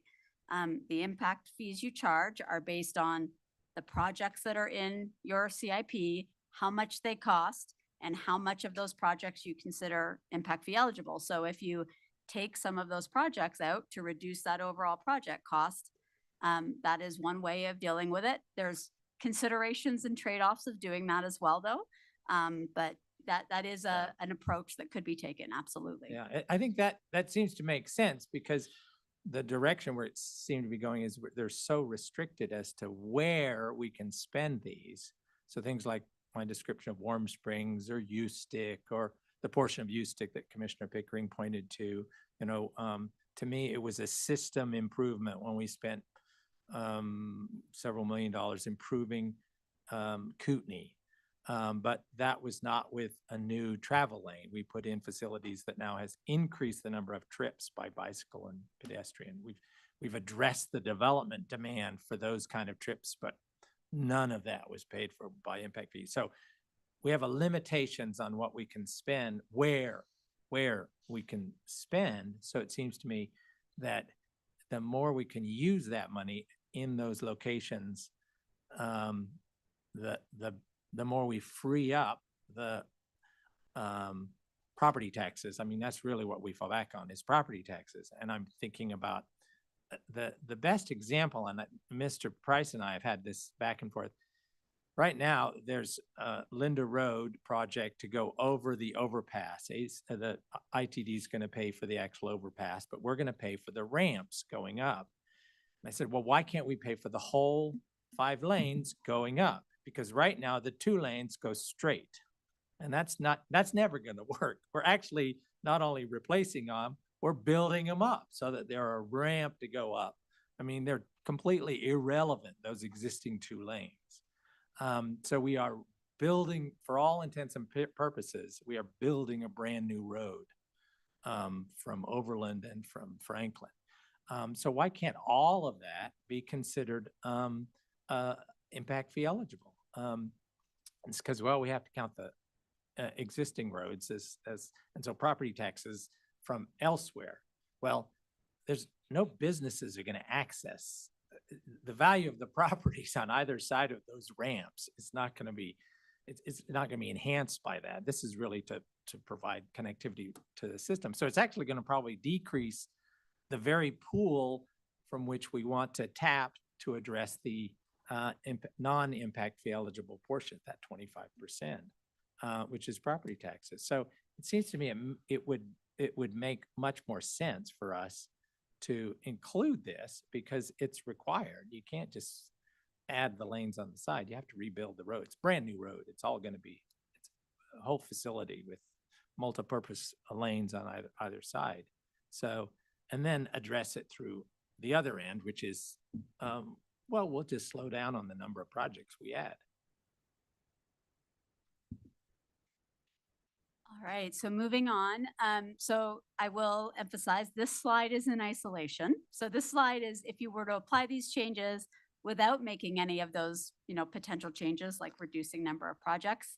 And I will say this slide is also based strictly on your current impact fees, current projects, current previously estimated project costs. It does not, so these are not going to be your recommended 2025 impact fees, but just wanted to provide some context about what this would look like if you were to include some of these elements as impact fee eligible and how they may change your impact fee in isolation. But as the commission has well noted, there are many other things that could be at play here as well. So let's just go through briefly what some of the potential trade-offs of these changes might be. So the benefits of the current practice. It maintains ACHD's current methodology and systems. I think Mr. Price had a very good point. It is consistent with current legal interpretation of some of those very important cases. So that would definitely need to be looked at. It also maintains ACHD's current approach to overall impact fee levels. We're not adjusting impact fees to include more of the project that developers are not used to as of today. And then development will continue in your current policy to provide some of those frontage elements as part of your conditions of approval. That is something ACHD does. So you are getting development to pay for those things today, just through a different mechanism. Some of the benefits of expanding impact fee eligibility. It would provide ACHD funding to build your complete projects to your current policy without supplementing that costs, that addition, getting from that 66 to 100% from other sources within your general revenue. Increased impact fee revenue could accelerate some of your project implementation. And it would also, that additional impact fee revenue could add more flexibility for how some of your other general revenue is spent. Those fees that aren't constrained, as Commissioner Hanson said, to only impact fee eligible projects, those could be spent elsewhere as opposed to making up the difference for these projects. But the considerations we need to be aware of, one, it is an adjustment, as I mentioned, to ACHD's current methodology and practices. We need to be aware of whether or not these are acceptable increases to impact fee levels. What does the development community and other people, what is their input on this? And it probably would require an adjustment to ACHD's current approach to frontage improvement exactions. Either if a development were to go and do that, if that was the desire, that would then have to be reimbursed through impact fee credits. Or for larger developments where maybe that connectivity for pedestrian and bicycles is needed today, an interim policy may be needed that would require development to put some sort of interim improvement in today if they weren't going to build those facilities. Madam President and Sonia, so those last 2 points under benefits aren't relevant if we choose not to increase the impact fee revenue, if the impact fees, we would approach it the other way. But there's an assumption that the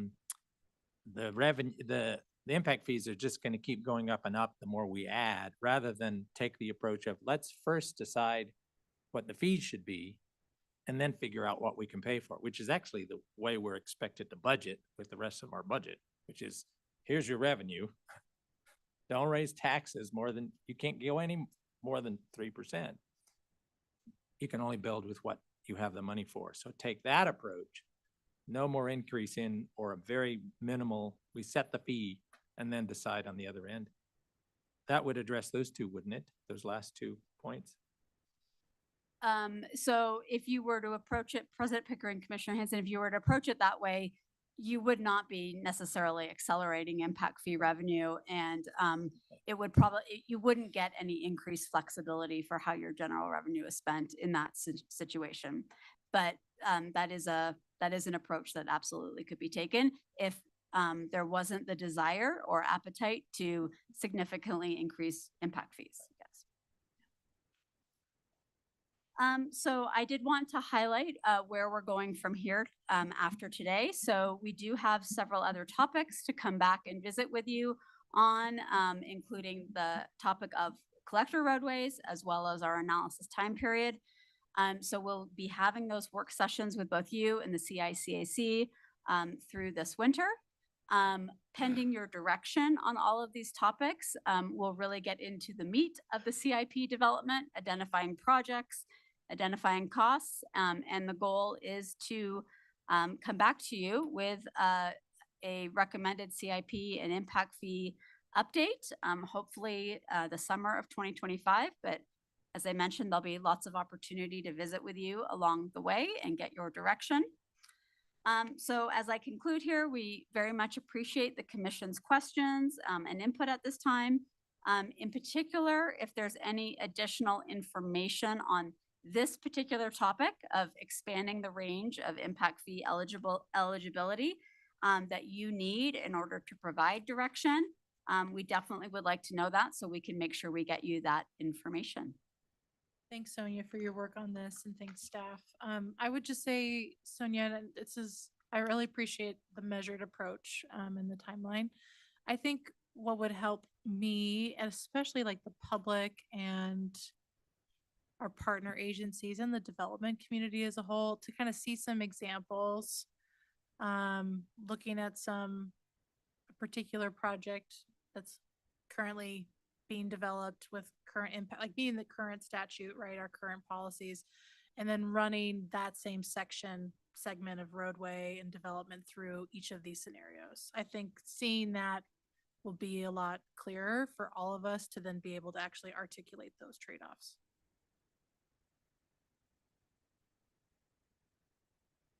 Commissioner Gold? Yeah, and if there's like any kind of comparison that you could give us for, the benefit that we see through frontage improvement extractions versus, like what that trade-off looks like, what we already see, the benefit we already see through the existing approach versus how these changes might look. That would be helpful too. I second that. That would be helpful. Commissioner McKay, did you have something? No. Oh, Commissioner Hanson? Yeah, I guess to determine whether something like anything in the area that I currently represent is not impact fee eligible, and there's no way to address the fact that sidewalks and bike lanes facilities haven't been. So I'm going to operate under the assumption that there's no way we can do anything. So these folks still have to come up with the 34% from their property taxes to pay for the portion of these other facilities in the CIP that are not impact fee eligible. So they have to come up with that. And then if they do some development, they also must pay those fees. So what do they get in return except, so I'm trying to figure out how we can do this. What's happened is that we had adopted an impact fee program early on when we wanted to build out these arterials without really asking these questions. And now we're a urban area that needs to use the right of way much more efficiently to move more people. And that costs money. And we're telling them, we can't support your neighborhoods or your city's efforts to try and do that sooner. But we do expect you through property taxes and impact fees to pay for facilities that are elsewhere. So the impacts of growth. So there's this disconnect. I'm trying to figure out whether we can actually rescue an impact fee program from this in the changed urban area that we now face, and our ability to use the existing right of way much more efficiently to move more people through more means. Commissioner Goldberg, did you have any questions or considerations? Okay. Thank you, Sonia. Thank you very much for your time. Thank you. All right, well, we'll take a 13-minute break. We'll be back at 1:50 and reconvene.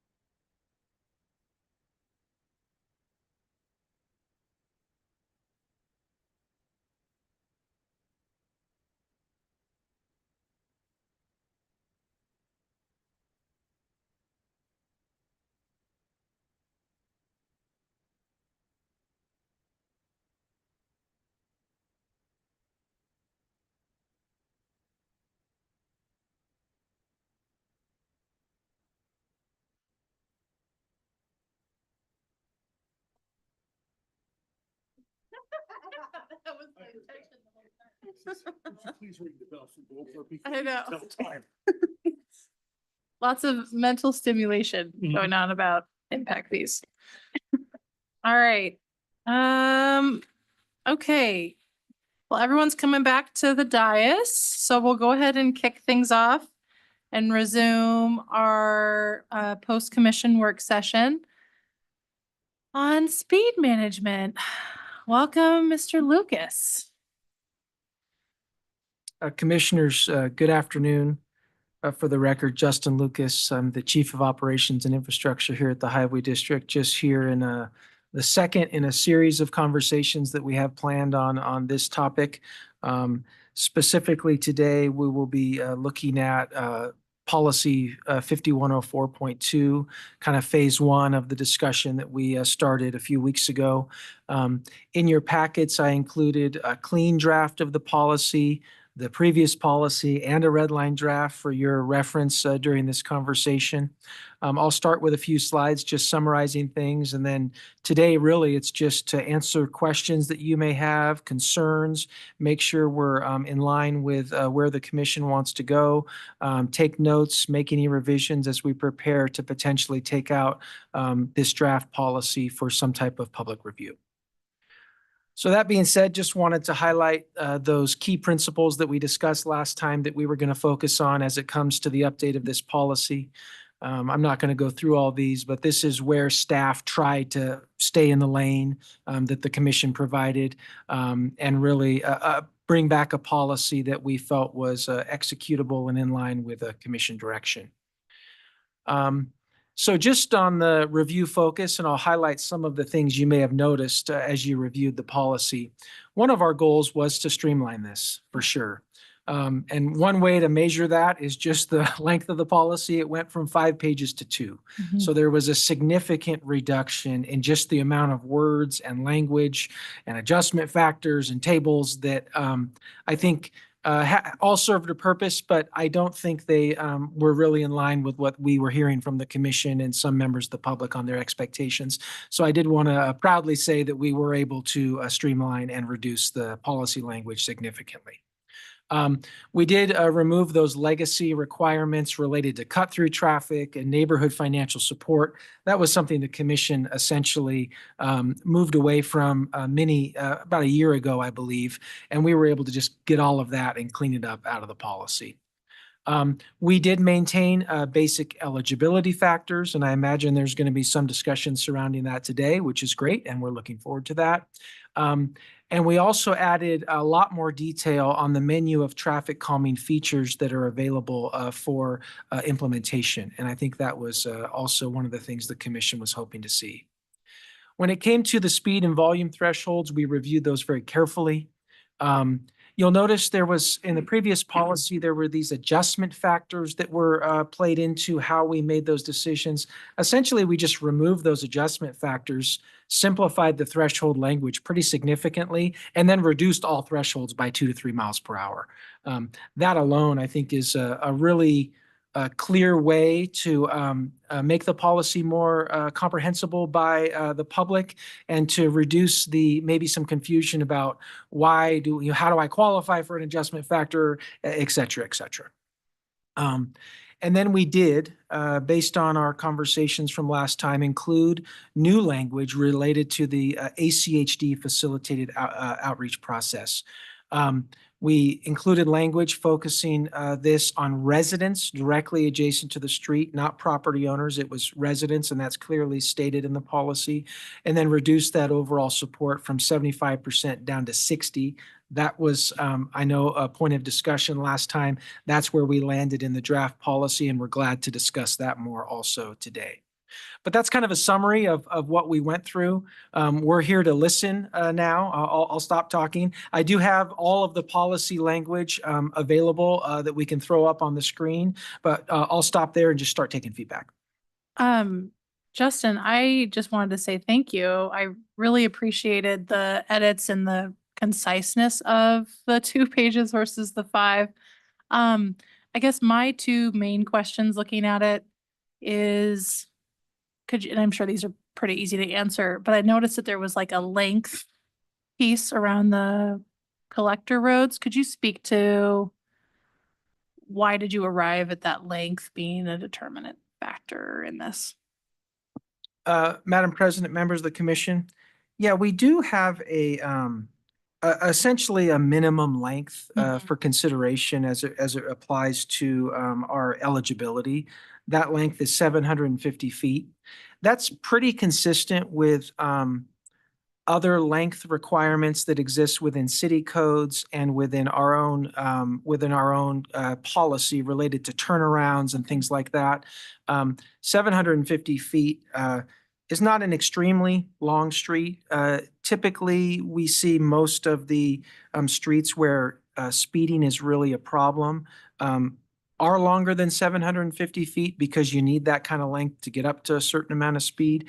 We're certainly willing to discuss that with the commission. It's something that's been included in the policy as I discussed this with the experts, Josh Sack and others who have administered this policy for a long time. We've never really received a lot of negative feedback on that issue. It's just something we have in when someone comes in and let's say it's a really tiny little connector street. It's nice to have some type of minimum so we can say, we get it, we understand your concern, but if a street is only 100 or 200 feet long, it's hard to go and put a lot of resources into the analysis and maybe implementation of something on a street of such a small length. Yeah, that makes sense. And then on the speed, could you go to this particular language that you had in the policy around speed limit Absolutely. increasing? There we go, that one. Was it this one? Here we go. Or, yes, so I feel like, correct me if I'm wrong, but is this the replacement for the 85th percentile language? Because I was like, this reads a lot easier for the general public to understand, which I thought was a huge improvement. Is that correct? Madam President, members of the commission, exactly. This is, I think, easier to understand. It gets at the 85th and 95th percentile idea. Yeah. But I think it does it in a way that's much more understandable and direct than the previous language. And this is why we simplified it in that way. Okay, thank you. Those were my two questions. Commissioners, other questions? Commissioner Hanson? Yeah, actually, just to continue on the 750 feet, which stays the same. And I'm wondering if we can have more flexible language. The issues that have arisen typically is that because we've encouraged roads to be connected, they change names. And so what is a segment? And where I've seen, our staff go through and say, well, that's not 750. Yeah, but it connects to a street that goes up like this. And so people are going through. So because of other streets that people are using, the whole distance is more than 750. The problematic part is the part maybe because of the road features that the neighbors are experiencing speeding. And so immediately, there's some flexibility in the language to immediately eliminate that. 750 feet seems to me should be like, okay, from stop sign to stop sign or, dead end. So we need that defined somewhat. So the reason we don't get pushback on some of these things in the past is because they were complex. They'd get a nice detailed letter from John Wasson, which said, here's our criteria. And they all go, oh my gosh. And that's the last we hear of them. Or they call me up or they call one of the other commissioners up and say, I'm having speeding. I don't want to go through that whole bureaucratic process. So I agree with Commissioner Pickering. This is much, much better language. I really like it. So my suggestion is on the flexibility. The other is on the slope. I didn't see that. Are we getting rid of the slope, the degree angle? That Madam one I also President, think should have some flexibility. We have issues of people going downhill much faster than they're going uphill. And so the problem usually is a downhill speeding issue. yeah, Madam President, Commissioner Hanson. So I'll hit the length thing first. We did add some language in this eligibility criteria and we can potentially modify it. You can see it's that statement below the 3 primary eligibility criteria where we say streets that do not meet the eligibility criteria may be considered. I won't read the whole thing.